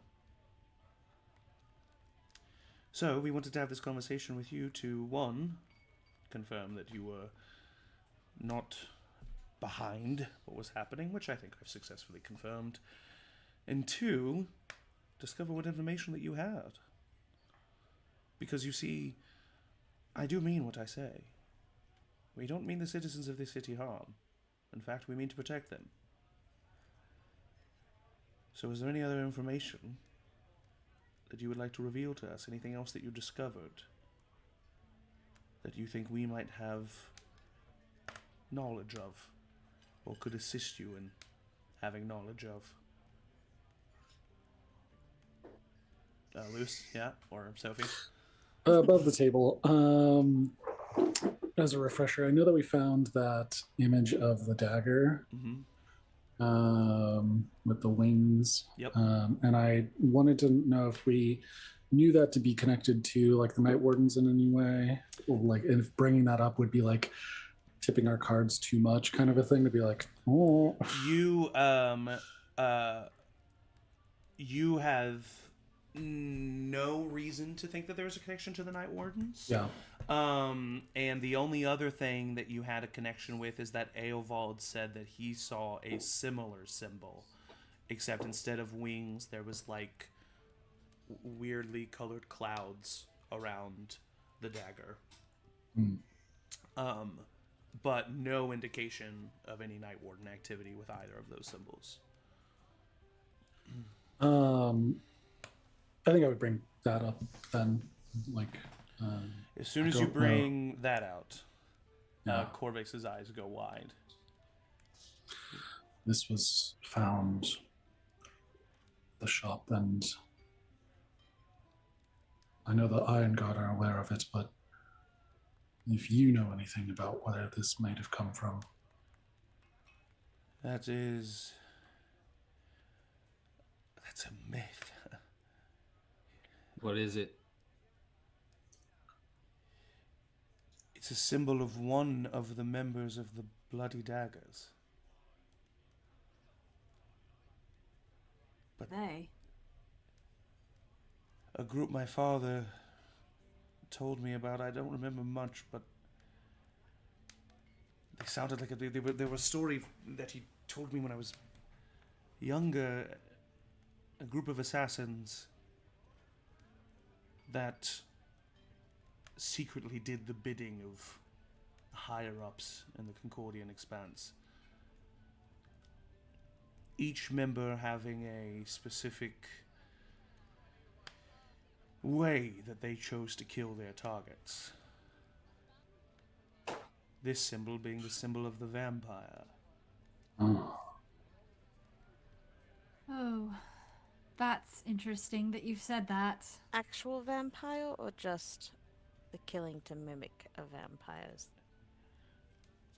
I didn't even think it was real, so I don't know. We didn't hear that first part. I didn't even think it was real, so I don't know. Can I do an insight check? Yeah, we'll go ahead and roll an insight check. It's 19. With a 19 insight check, Corvix is on his heels here. You are showing him something that is actually giving him some fear. He's had a very confident demeanor here. And this is freaking him out a little bit. It's kind of like you get, it's the vibe of, you know, I'm trying to compare it to something, but it's like, I don't know. It's like the vibe of like you found a dead body in a bathroom and you're like, it's weird. The words Bloody Mary were on the mirror 3 times. Like, is that like, does that mean anything to you? You know what I mean? And it's like, and then someone being like, what the what? Yeah, there's a yeah, you don't know. You know what I mean? And so it's like that vibe. Yeah. Maybe not as intense as that, but like it's the Totally. vibe of like, how is this even? What do you mean? Is this real? And so but he is a little bit fearful. But you don't sense any lie. I draw the similar image that I know of. Eovald draws the following image. Show us. You have a performance check to see how well you can. It's just, Is that no a one penis? recognizes it. 18 performance checks. A penis with cloud balls? Yeah, well, that's really good. Are you an artist? Okay, so now you know this to be the symbol of the vampire. Okay, cute because of the wings. And then Eovald draws this symbol.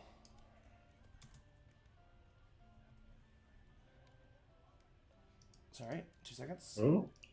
Corporate wants you to find the difference. And Corvix says, that's the symbol of the poisoner. Oh, no.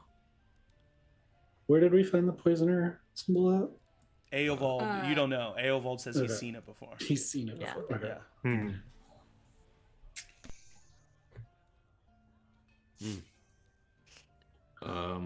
Do we know, like, are they humanoid, these assassins, or like this is some sort of cosmic thing? My father knows more about them than I do. As far as I knew, the leader of them, he's called the Handler. There's supposed to be a way of contacting him.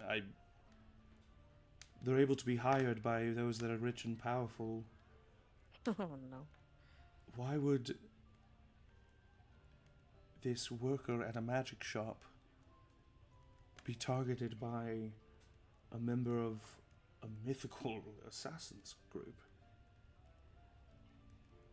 What have you all stepped foot in? Now might be a really good time to tell you.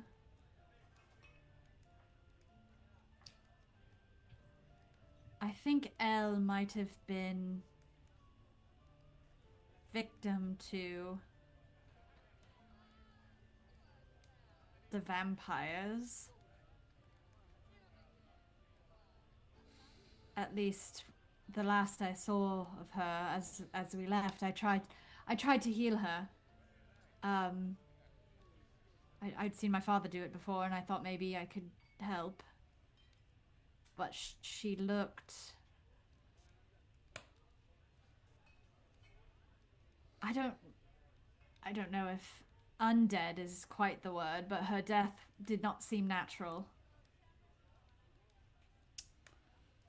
Well, do we know where she is? Do we know where she was taken? Perhaps that would be something on our to-do list. this sounds like something that you all are looking to look into.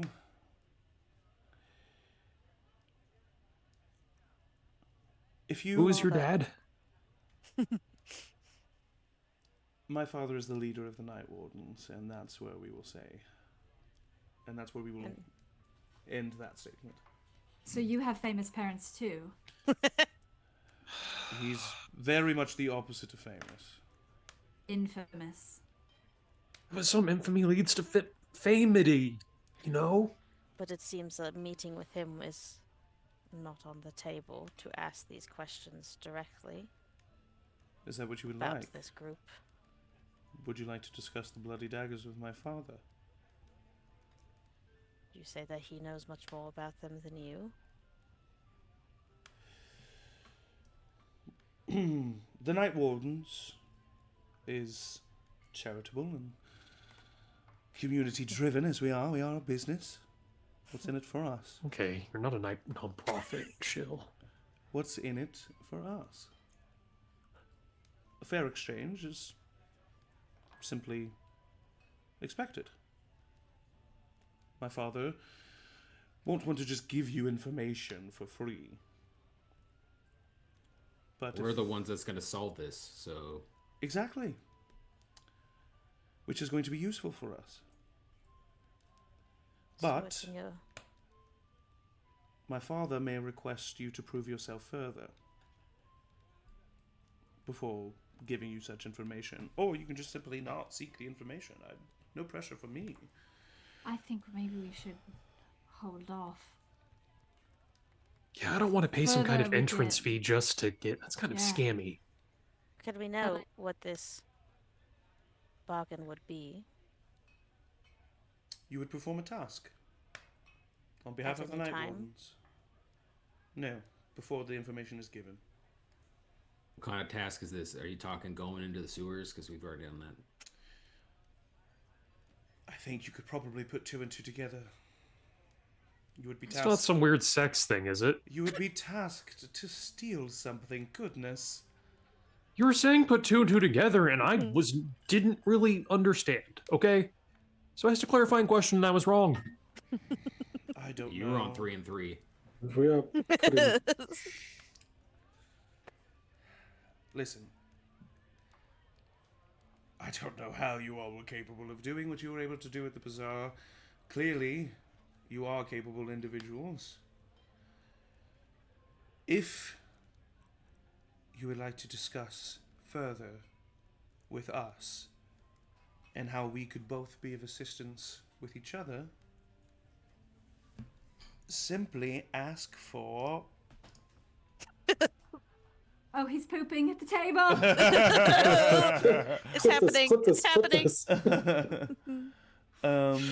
Simply ask for Father Benjamin at the Temple of the Paramount. And that's if we need further details on a task for the Night Wardens. That's if you would like to discuss the bloody daggers with my father. In the meantime, I would like to thank you for your time and your discretion. He looks to you, Pip. I hope you all Have a lovely evening. Jace? And Jace kind of nods, and he reaches into his pocket, and he pulls out a coin pouch, puts it on the table, and they both stand up and walk away. Crod wordlessly slides off his stool at the bar, joins them, and all three of them leave the establishment. What's in the pouch? You open up the pouch, and there is 20 gold in there. Whoa! Well, damn, that's Start a annoying. It's party not fund. evenly split between 6 people. I don't need any. I certainly don't. Maybe this can be our starting fund. Okay, who doesn't need any of the gold? Because then we'll narrow down the rest and split it between the ones that do need them. The 4 of you. Well, I maybe mean this 20 is like our like a foundation little bit. So Party if fund. like yes, party fund. Exactly. Party fund. Then Yeah. Will, why don't you keep it? Okay, sure. Can we get a I'm in real charge of the quick- party fund. real quick accounting of our expenses? Is it true that we're paying this one to be here? Oh, he can just come out of what money I have personally. I wouldn't take that out of the I'm, party I'm, fund. I'm okay with that. It's curious that he's the only one who's. Yeah, I was about to say, I actually, Luce is I am not okay with that. So I think if you would want to keep doing that, Will, that's great for you. Wait, so are you mad about this, or are you not? Oh, mad no, about I would this? be a little upset if I was for some reason forced to pay him, but I'm not, so we're good. Yeah, I think it. I think you paying him is totally fine. That's the agreement you came up upon. I do think it's a little strange, but Not to state that Eovald, you're not worth what you're worth. for sure. Own that. I'm happy for you, and I'm not sure what kind of arrangement you two have. I just want to see us as equals. I see you all as equals to me. It's just that Will's a little bit higher. no, I was or going to say below. if I stop getting paid, I'm going to leave the party. Oh, All right. Well, I can't say that for sure, but it's kind of where I'm leaning at this point. But I like being here, to be clear. I think this is, you guys got a good heads on your shoulders, and I think As long as you get your pay. as long as I get my pay. Fair enough. Can't knock the hustle, I suppose. So,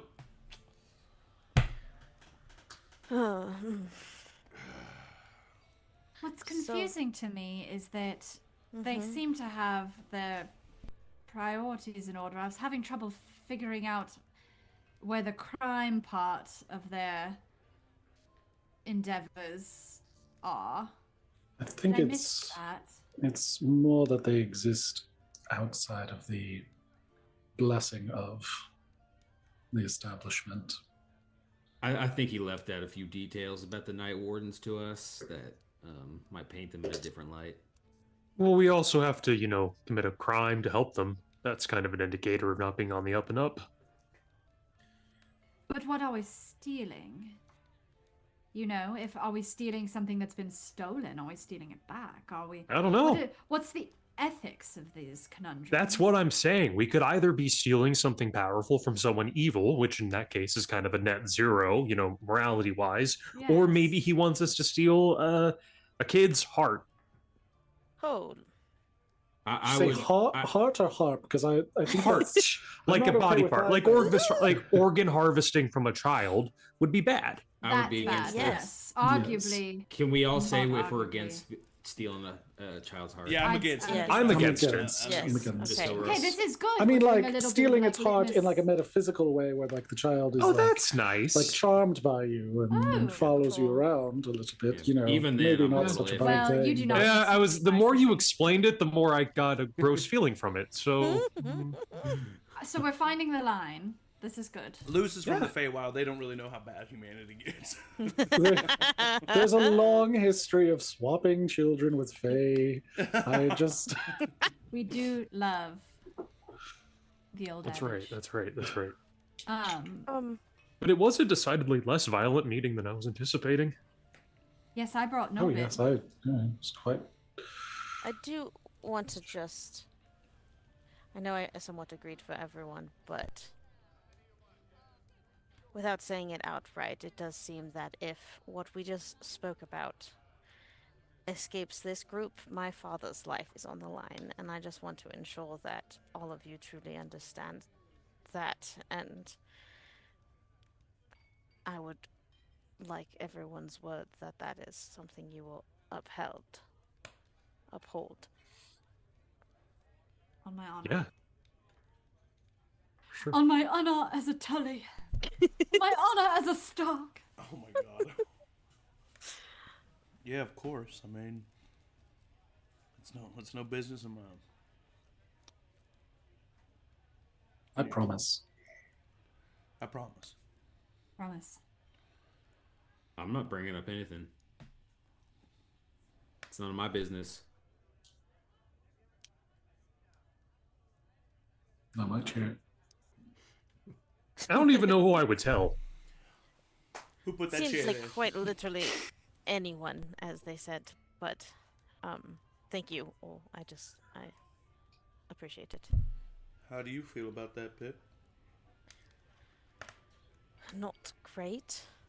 A part of me wants to confront my father, and a part of me wants to not talk to him about it and stay in denial that this is actually happening. Sounds like maybe he didn't have that much of a choice. I like to think that my father's a good person that would have been caught up in something he didn't have a choice for and wouldn't have sought something like this out, but it is politics, so Yeah, I don't really like the city that much. Too much conniving. I wouldn't disagree that there is a lot of that. Too many shadows for things to happen in.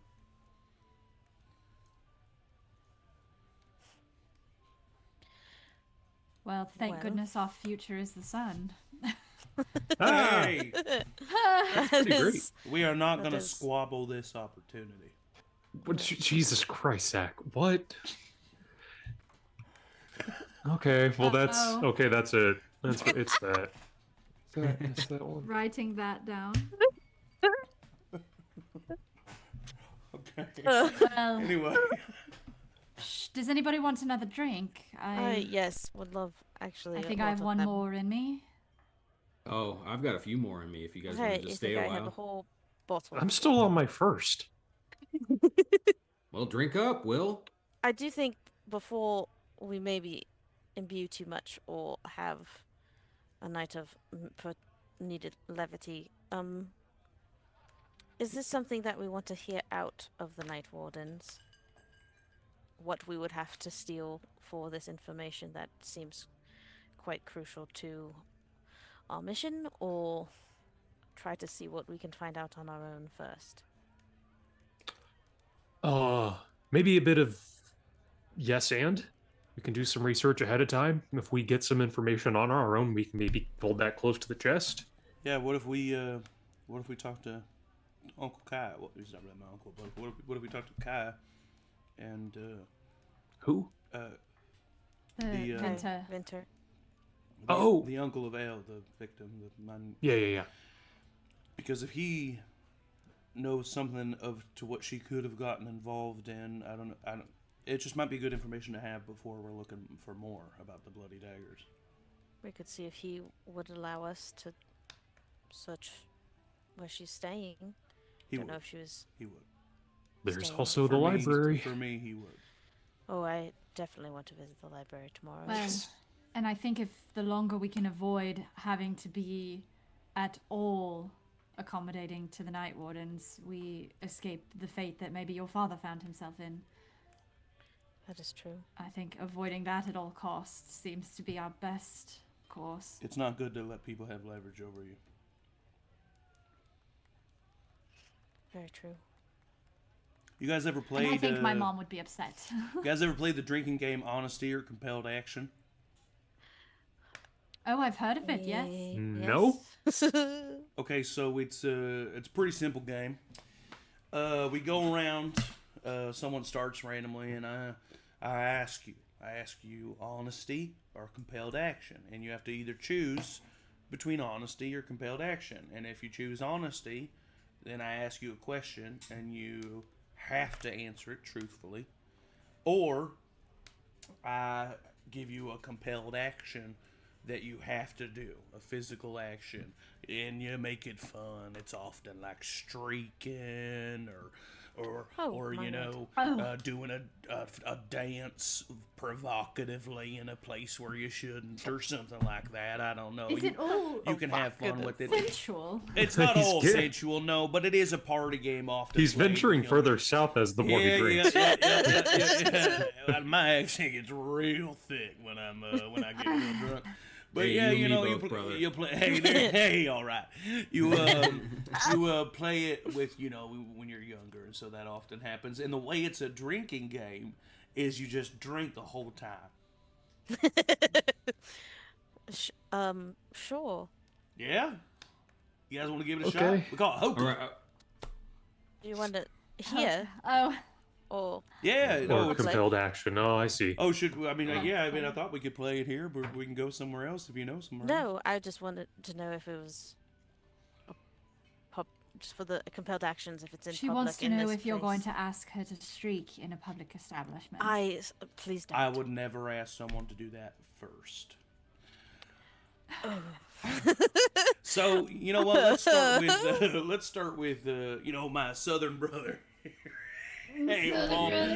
Eovald, honesty or compelled action, my friend. Pip gets a whole bottle of wine for this for herself. Yes, I'm going to go get I drinks. also think Eovald's technically from like the northern part of the Right. colony. Yes.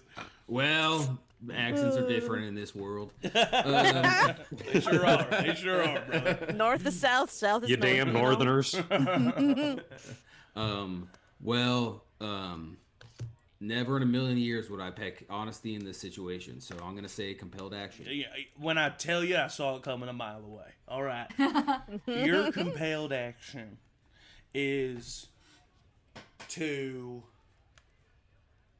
go over to another table that people are sitting at that isn't this one and do a handstand on the table. Oh my. Can Yeah, you do a listen. headstand to begin with? Oh yeah. Well, you I gotta can. try. In armor? Oh, yeah. In armor is a little bit more difficult. I gotta be honest, but what's Can he just take so the armor off? well, it takes a couple minutes, and Oh. I'm also on duty thought it at was all times, something so you could just slip out of. But you're willing to get drunk? yeah. Fair enough.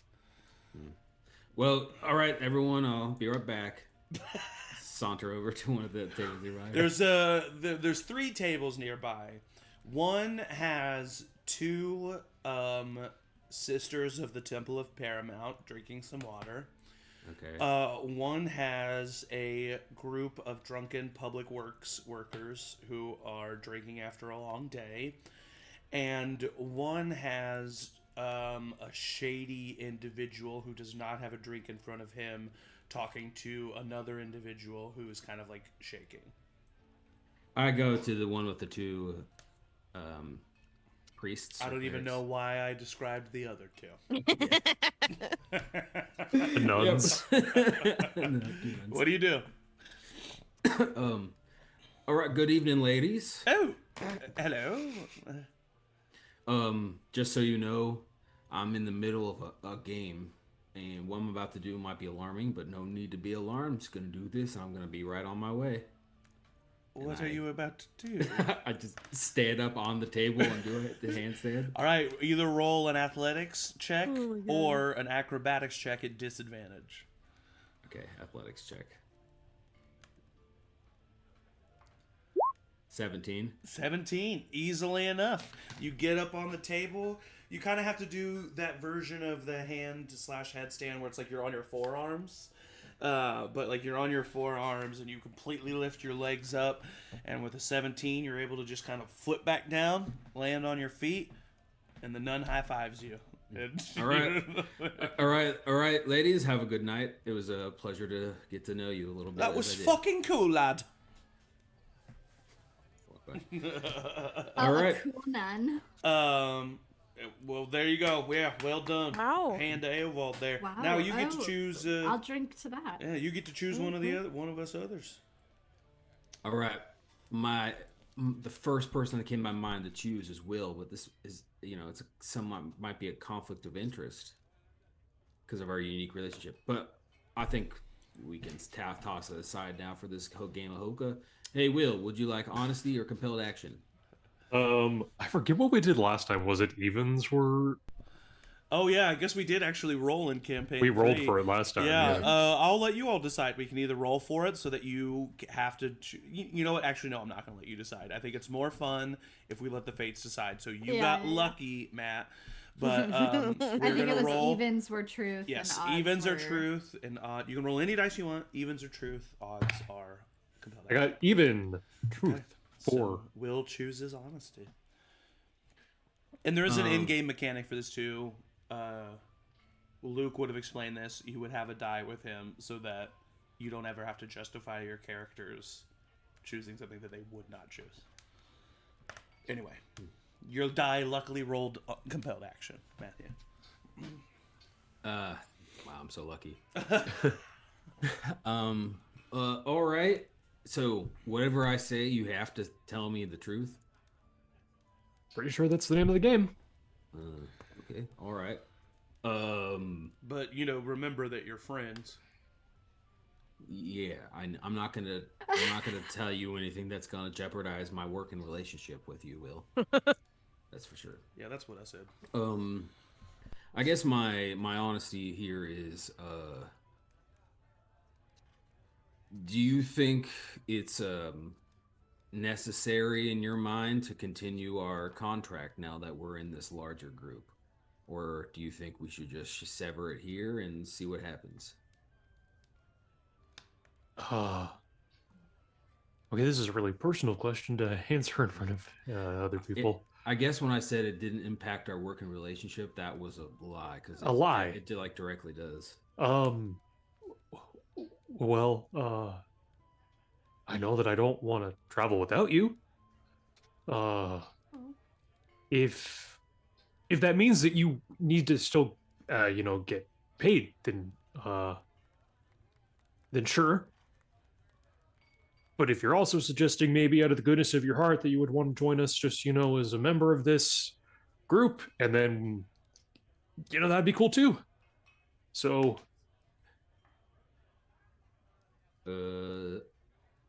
I'll think about it. Okay, so that really put me on the spot, and now you really just left me hanging here. So I'm sorry, I keep doing that. Yeah, you really do. Hey, Eovald, do you want to travel with us? Be friends? Do things together? I believe that Answer the question. my dice Yes got or no? on compelled. Listen, I like you all a lot. In fact, I had some trepidations at first because you're all kind of new, but you held your own down there in the sewer and you seem capable. But my hesitancy is not because of any of you to join a party. I just, it's not necessarily my type of thing. But because you asked, you know what? I got really nothing else better to do. That's rough. I mean, my answer is yes. Yeah, but it's just because you got nothing better to do. But hey, you know what? I'll take it, my friend. I also don't have anything better to do. So... Hey, I'll take boredom rather than, So that means you're staying? Yeah, I'll stay. We'll figure out this mystery about this a dead person and the night wardens and the bloody daggers, whatever, and then we'll evaluate it after that. Can I ask you? To pay you. Yeah. Oh. You're going to get paid, it seems. People are no shortage of attempts to give us gold for our... Well, I mean, the Sun card said we'd be... We got paid 20 gold just for talking to a guy. Yeah. I get paid 20 gold that's half my yearly pay. I reach into my bag or supplies and I pull out a paper contract. Oof. Well, I think this might make, our working relationship a little weird at first, but I think this is a tenuous situation that now can't be totally reconciled, so I rip the paper in half. Oh, Wow. Welcome aboard, Eovald. that's awesome. But just, I know Will the best at this point, and I'm still, I might kick into my natural instincts of trying to prioritize him, but... Yeah, you don't have to qualify. We're thankful for your help, bud. And technically, this is basically a full day's work before we did this, so I don't know if today's wage is still good.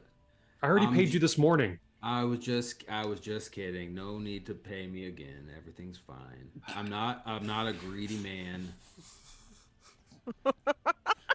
Well, Will, it's your turn to ask somebody. Good. In Eovald's head, he would hear, "Thank you." Aw. Seriously. Okay. Sybil. Oh, Roll your die, girl. okay. So much wine. I've got, I think compelled action. Oh gosh. So much more pressure when it's telling someone to do something physical. Yeah, no, it really is. Oh, because you no. don't want to disrespect somebody, but you want to be humiliating them, so it's a tough line. Wow.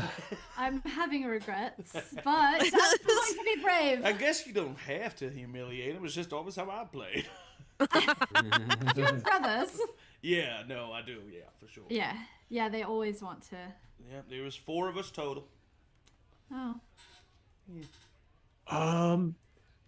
Okay. Can you draw a sketch of your most embarrassing moment? Oh, that's like a hybrid of... A bit. I'm having a hard... I'm like, I just wanted to, it's like dare you to tell the truth, but then that's kind of conflicting, and I was like, well, what's a spin on that I can do? And so the drawing of the humiliating thing. Yeah, no, I like that because it could be like stick figures and really bad. Yeah. Okay. And I'll rifle in my... Let's treat it like Pictionary. You start drawing it and we'll guess what your embarrassing moment was. Oh, God. Okay. Let me just... You start drawing, you shot yourself. No, I didn't. That's not supposed to be a poo. That's supposed to be... Oh, you pissed yourself. And Damn it. No. And what does Sybil draw? Oh, God. I think Sybil draws... Oh, God. Embarrassing moments.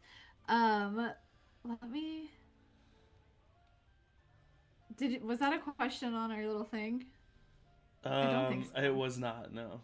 I will say...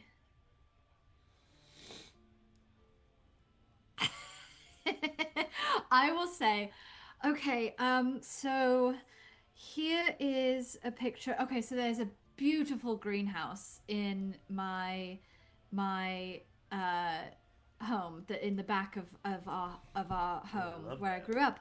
And so something you need to know about my father is that he is very Hot. That was not a Will. lot of my friends thought that he was A zaddy. nice looking. Oh. But a way that he meditates. Oh no. Oh. And he promised he wouldn't do it anymore. But he did not know that I had some friends over, and as you can see where this is going, and he felt really bad about it, but it was so embarrassing. Well, for people who don't know, what happened? A couple people who don't know what happened. He likes to meditate in the nude. And so you and your friends... No, my friends didn't see it at all. My mother ran out and put a stop to it. No, I just knew that it was happening. Oh. And my friends might have seen it, so I guess... So your embarrassing moment is that you almost saw your naked dad? Well, the fact that he was naked and didn't... anything could have happened. I suppose so, yeah. Is that not embarrassing? No, that was funny. No, that was funny. That was good. I think that counts. Okay. It's embarrassing to just know that your father does that. Well, and you know, he saved the world. Father shouldn't be naked. And I'm saying... I agree. Father should not be naked. Blanket statement. Fathers shouldn't... Yes, once you become a father, no longer are you naked. Nope. Not allowed. All right, your turn, Sybil. He doesn't do it anymore. Since then, he has never done it again. I don't believe Mind that. if I call you Billy? Billy? Yeah. Billy? Sybil? Billy? Oh. I'm sure. I like to come up with unique nicknames for people. It's kind of my thing. Billy. All right, go down the line for each of us. Oh, right now? Can I make a request that I'm not Willie? It's unique. Okay. It's something. I want to call you a nickname you've never been called by anybody before. It usually comes naturally. I can confidently say I've never been called Billy. Okay, I'll try it. So Billy, yeah, for sure. You're definitely Billy. Eovald, I'm gonna call you Vlad. I feel like a Vlad deep down in my heart. Yeah, just because the Vald and the Vlad kind of just made sense to me just now. I'm just gonna kind of go with my guts here. All right. Loosey Goosey. Loosey Goosey. But that's not original. So because I'm sure you've been called Lucy at some point. Have you been called Goosey? I want to say yes, so that way you don't call me Goose. Oh, okay. What about just Goose? Goose is fine. I'll take that. All right. So you're Goose. We got Vlad. We got Goose. We got Bailey. He looks at you, Pip. Pipplin,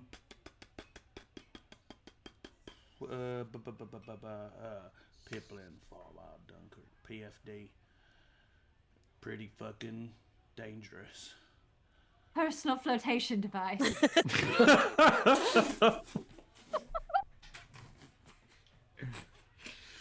I'm gonna call you PFD, and you get to decide what it's for. Have you ever been called PFD? You ever been? Well, those are my just initials. I know, but have you ever been called it? I don't believe so much. Then it counts. It's always been Then Pipplin, it counts. So all right. Great. And what's your last name, Will? I don't think I know that because Will's a lot to work with. Winterthorne. Winterthorne. Oh, well, my full name is Wilhelm. Wilhelm, okay. Wilhelm Winterthorne.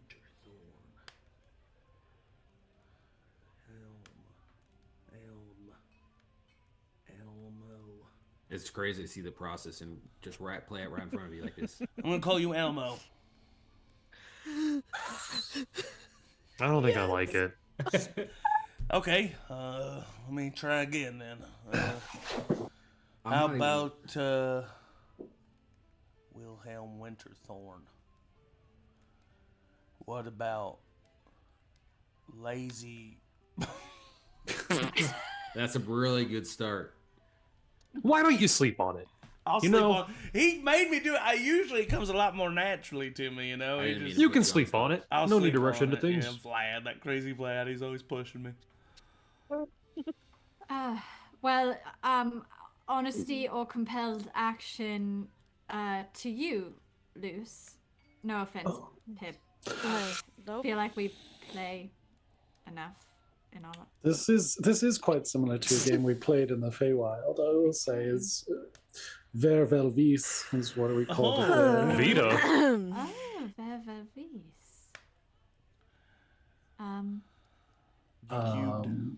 Are we rolling to? Yeah, you Yes. roll a die, and even is honesty, and odd is compelled action.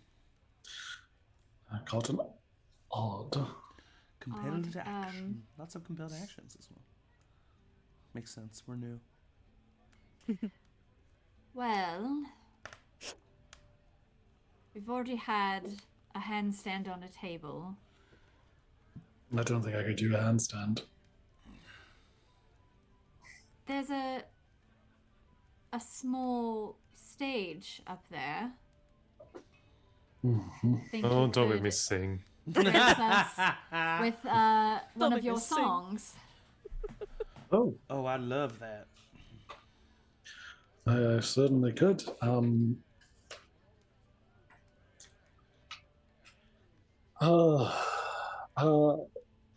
Yeah, it's pretty easy. And I get up and I take the lute and I go up and I don't have a song ready, but I think Yeah. like because I'm kind of drunk, Yeah. I do play some music and then like I will like play a song like just some instrumental bit and then kind of having a moment and on stage and like feeling a little bit like looser, I will throw in some of my limericks in between some of like the instrumentals. Okay, yeah. So like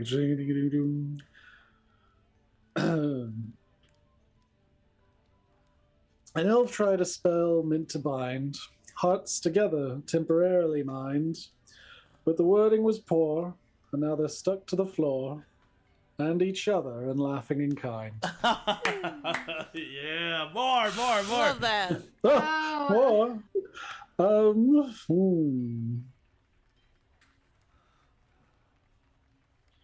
in the Feywild, where focus is frail and distraction is never a fail, one forgot the right words, summon goats, quite absurd.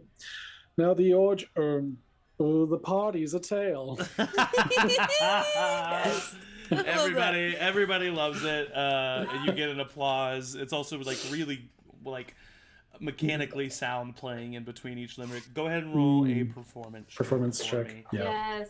Add advantage Oh, nice. for actually writing your own limericks. Yay. Okay, I gotta reward that. Yeah. 19 on the die plus 6 is 25. Damn. Okay, 25. With a 25, roll a D100. Okay. Well, that is a 73. 73. If it's above 50, we divide it by 2. So that is going to be 74 divided by 2 is that is 37. Thank you. 37 gold Damn. for that 25 Oh my performance God. check.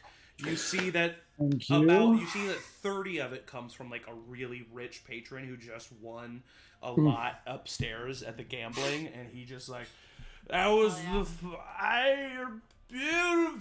It gives it to you. And you return back to the table. Well done. That was Well incredible. done. And I kind of like hoist the hat that I have like. That goose can honk. Well, I appreciate Sorry. Oh. Good. So, were you going to keep that, or do you want to add it to the party fund? Well-earned money. Yeah, I think like mechanically what happens is I kind of like forget that it's there and will probably like scoops it. But Sophie's intending for it to go to the Yeah, for the sure. party. Sounds good. Will's, Sounds good. Will just like from across the room is like, she's gonna want that, and just like brings you over to him. It was what? It was 37, right? 37. Yeah. It's 37. Yeah. Cool. Wow. You guys can buy one regular healing potion now. Wow. That's pretty crazy. Big. Oh. All right. Well, it's your turn. Okay. Luce. Either me or Pip, I guess. Yes. Well, as much as I like you, Luke, I feel like we had a moment I earlier. agree. Oh. Pip. Right. Sure. Vero vel vis, as they say. As I they rolled say. for honesty. Oh, good.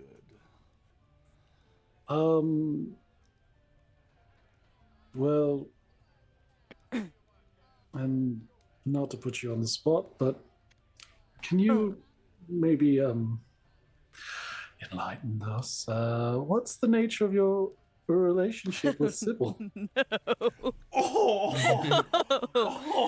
Oh no. It's the name of the episode. Yeah. Yeah. Oh, how Love dare you, it. Zach? Love it. That was it. Just for clarity, that was. Well, I'll say that in the talk back. Go ahead. Pip is probably a good like half to 3/4 of the way through this wine bottle that she bought for herself. And she's tiny. And she is tiny and does not drink much. She will have like a glass of wine with dinner and like have a And little she- tingle in her lips and be like, "Ooh, that was nice," and go to bed. So she's feeling it a little bit. This question immediately beat red Yeah. and like blushes like crazy. Well, we have been friends for quite some time. I would call her my best friend at this moment. And we are roommates. Oh my god.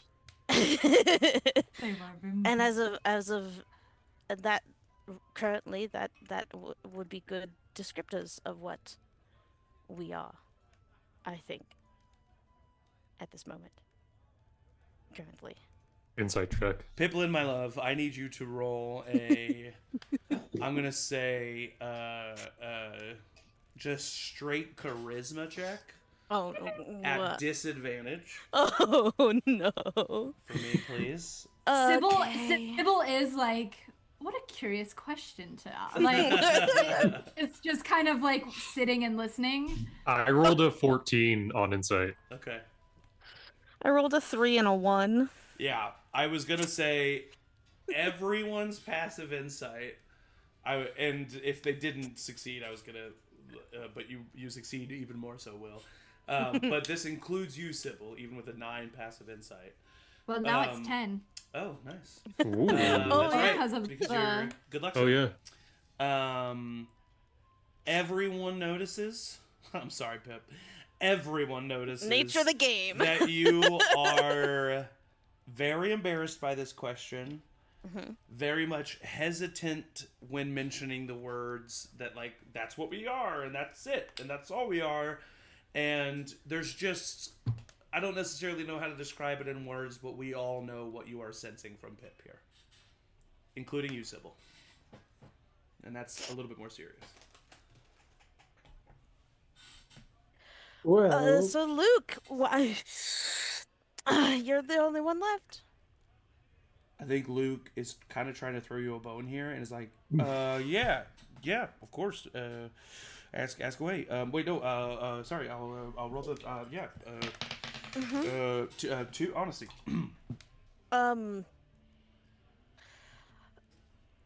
What is?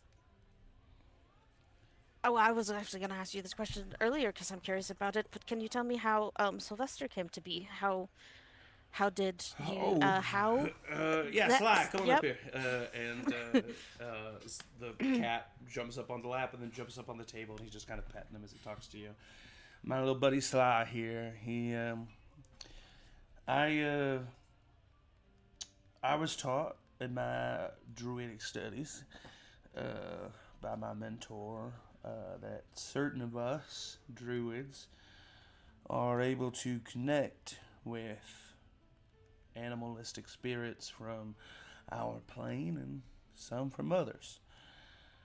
Some from a celestial domain, some from a more fiendish one, some from where our friend Lucy here is from, loosey goosey.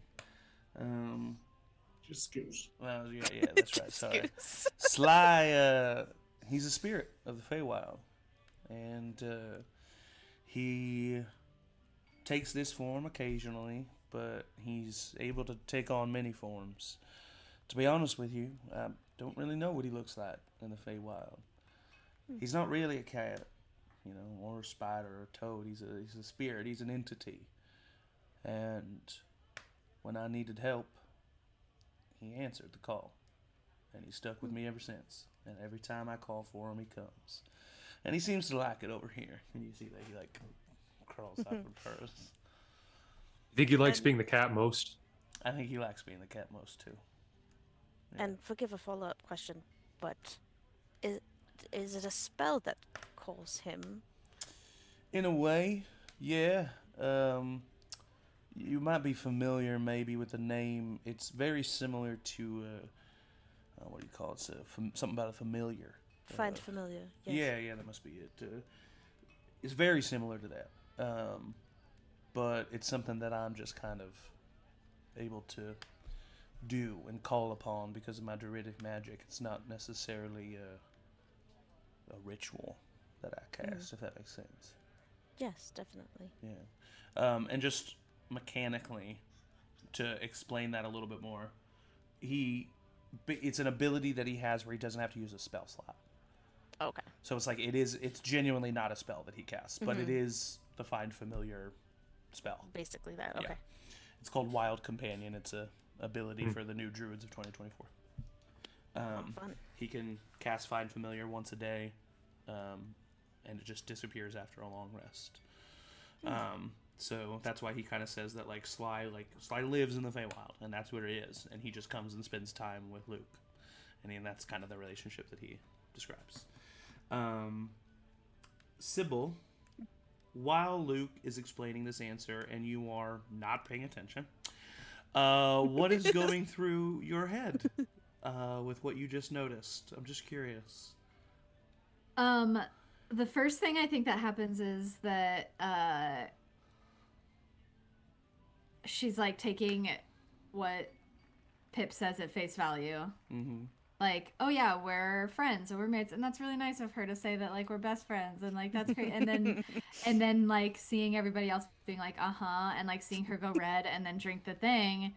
The first thing that I physically thought of in that moment is that I may not be very wise, but I am intelligent. Mm-hmm. And I think I start seeing back to all of this time that she's been weird, that she was avoiding the question, that she I found the gift. Mm-hmm. Yeah, I think Sybil is piecing things together, and I think throughout that whole explanation of what Sly is, Sybil's just looking off and nodding along she's listening, but it's too frequent and too not in tune with the story, but trying to give the illusion that she's paying attention, but is looking off into the distance, pondering this. Yeah, of course. Pip is too locked in to what he is saying and only staring at Luke. yeah, of course. Purposely avoiding eye contact. And as this discussion continues, and as our players get to know a little bit more about each other and have some drinks for the night, that is where we will wrap up today's session. Yay! Great session. Yeah, we got to learn a little bit more about each other. Got some lore drops, and hey, you're officially a party now. Yeah. Woo! So that's amazing. You guys have Sponsored decided to be the together. And as a reward for finally officially becoming a party and 2 successful combats, welcome to level 4. Yo! Whoa! Level 4, Hell yeah. session 5. So, Wow. you'll be spending a good chunk of time in level 4. Level 4 is a pretty solid level. Big gap between 4 and 5. You guys really coming together here, having survived those 2 combats, learning about each other, it really feels like a moment of learning, a moment of growing.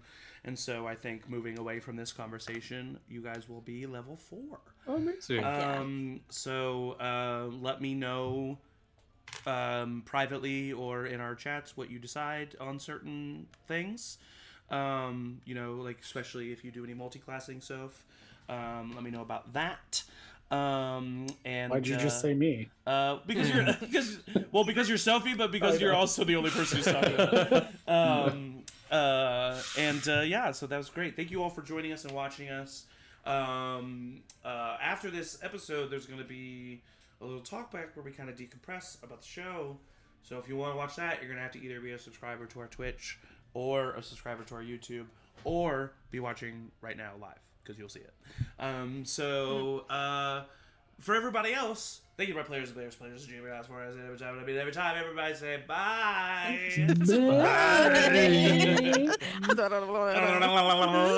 All right, great session. Do I hear 20? Do I hear 20? Yeah, Michael, I know that you said you wrote it down, Angie, but Michael caught it immediately. What is it? What was it, Michael? It's squabble this opportunity. Yeah. The reason why Michael caught it immediately is because literally in the note it says, "This is for Michael." Tell someone not to squabble this opportunity. Wow, that's funny. That is a Drag Race reference. I didn't know if Michael would get it because I didn't know if he was watching this current season. Oh yeah, this season's really good. It's this is a really good season. It's a very good season. One of the contestants was Mikey like Meeks. Getting Mikey Meeks flip it around, winner. Yeah. Two more spells. Anyway, we don't want to get but yeah. And so this. Yeah, that was the queens who get it. The queens who get it. So you have EM inspiration for next episode, Michael. Congratulations. That was an awesome session. Getting to know a little bit more about everybody. Really cool. Getting to know a little bit. We now know, the bloody daggers have been revealed. Yeah. That was all that lore was really fun. That was crazy. Eovald used to be a bodyguard to a Nightheart dude. Yeah. And what does that mean? And why was yeah, there? what? And what happened that was bad between them? And who's? Yeah, why does he hate him so much? Yeah, he clearly hates him. And also, one of you is an Asimar. Officially revealed. It was pretty much revealed, but one of you. Wild. Yeah. I messaged J-Mo and I said, "You bitch." What was so crazy about this, to let the viewers and the cast in on this, is that on the same day, Angie and J-Mo both reached out to me and asked if they could be Asimars. And I was like, okay. I was like, how do I do this? And so J-Mo was technically the one who asked first and who I had the conversations with first. So I just told Angie, I was like, listen, you're not the only one who wants to be an Asimar. I'm working with that person.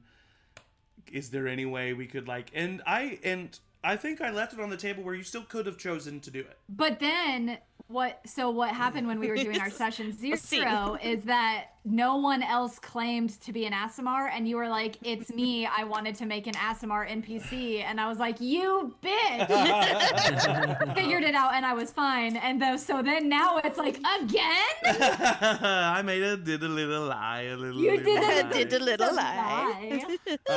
But yeah, that's cool, and I have a whole it was... reason outside of the Wizards of the Coast reasons why it's happening. I'm excited for you to figure all that out. And, I'm excited.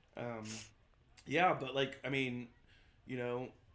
touching on Will's magic and where does that come from? And he can read thoughts, and we kind of heard a little bit about his foster background. Yeah, yeah, we're learning. I love everybody here, and I love wanting to know about everybody. I feel like so much of my characters leaning in, but then I'm also leaning in. Yeah, these feel like really established characters. So pat yourselves on the back for that, because they're great characters, and I'm very excited to continue to tell their story. Very excited to see the aftermath of this drunken Pipplin reveal. What a great question, Sophie. And right when we finally decided to be a party, so it's we're locked into it now, and they're okay, now. I think it made the most sense for Luce to ask that question, because I think Luce is the one that would have come off the most innocent asking that question. Oh, 100%. Luce was genuinely just so what's going on with you two? So funny. Also really loved the scene of Eovald and Norbit out in the that was so yeah. I love improvising with Matt. It's just it's so great. And that's what I love about these campaigns. You know, campaign 3 and 4, very clearly a lot of serious moments, a lot of very serious characters, but that doesn't stop us from having goofy moments and goofy times. So, thank you guys. That was awesome. That was great. I'm excited to learn Zach. more. Of course. Woo! And like I said, you know, for the foreseeable future, we're just going to keep going with campaign 4. Nice. So I'm excited about that. I think our first time we won't have a session is the end of March. So we got some good sessions to look forward to. Thank Heck you yeah. to the viewers. Thank you guys for watching. I'm trying to think of anything else. EM Inspiration was taken care of. I think that's it. So just let me know about your level 4 stuff. Yes. That's fine. I already know my spells, so I'm gonna I let you already know what I'm doing. Okay, good. All right, finger guns to everybody. Bye. Bye. Bye. All right, we.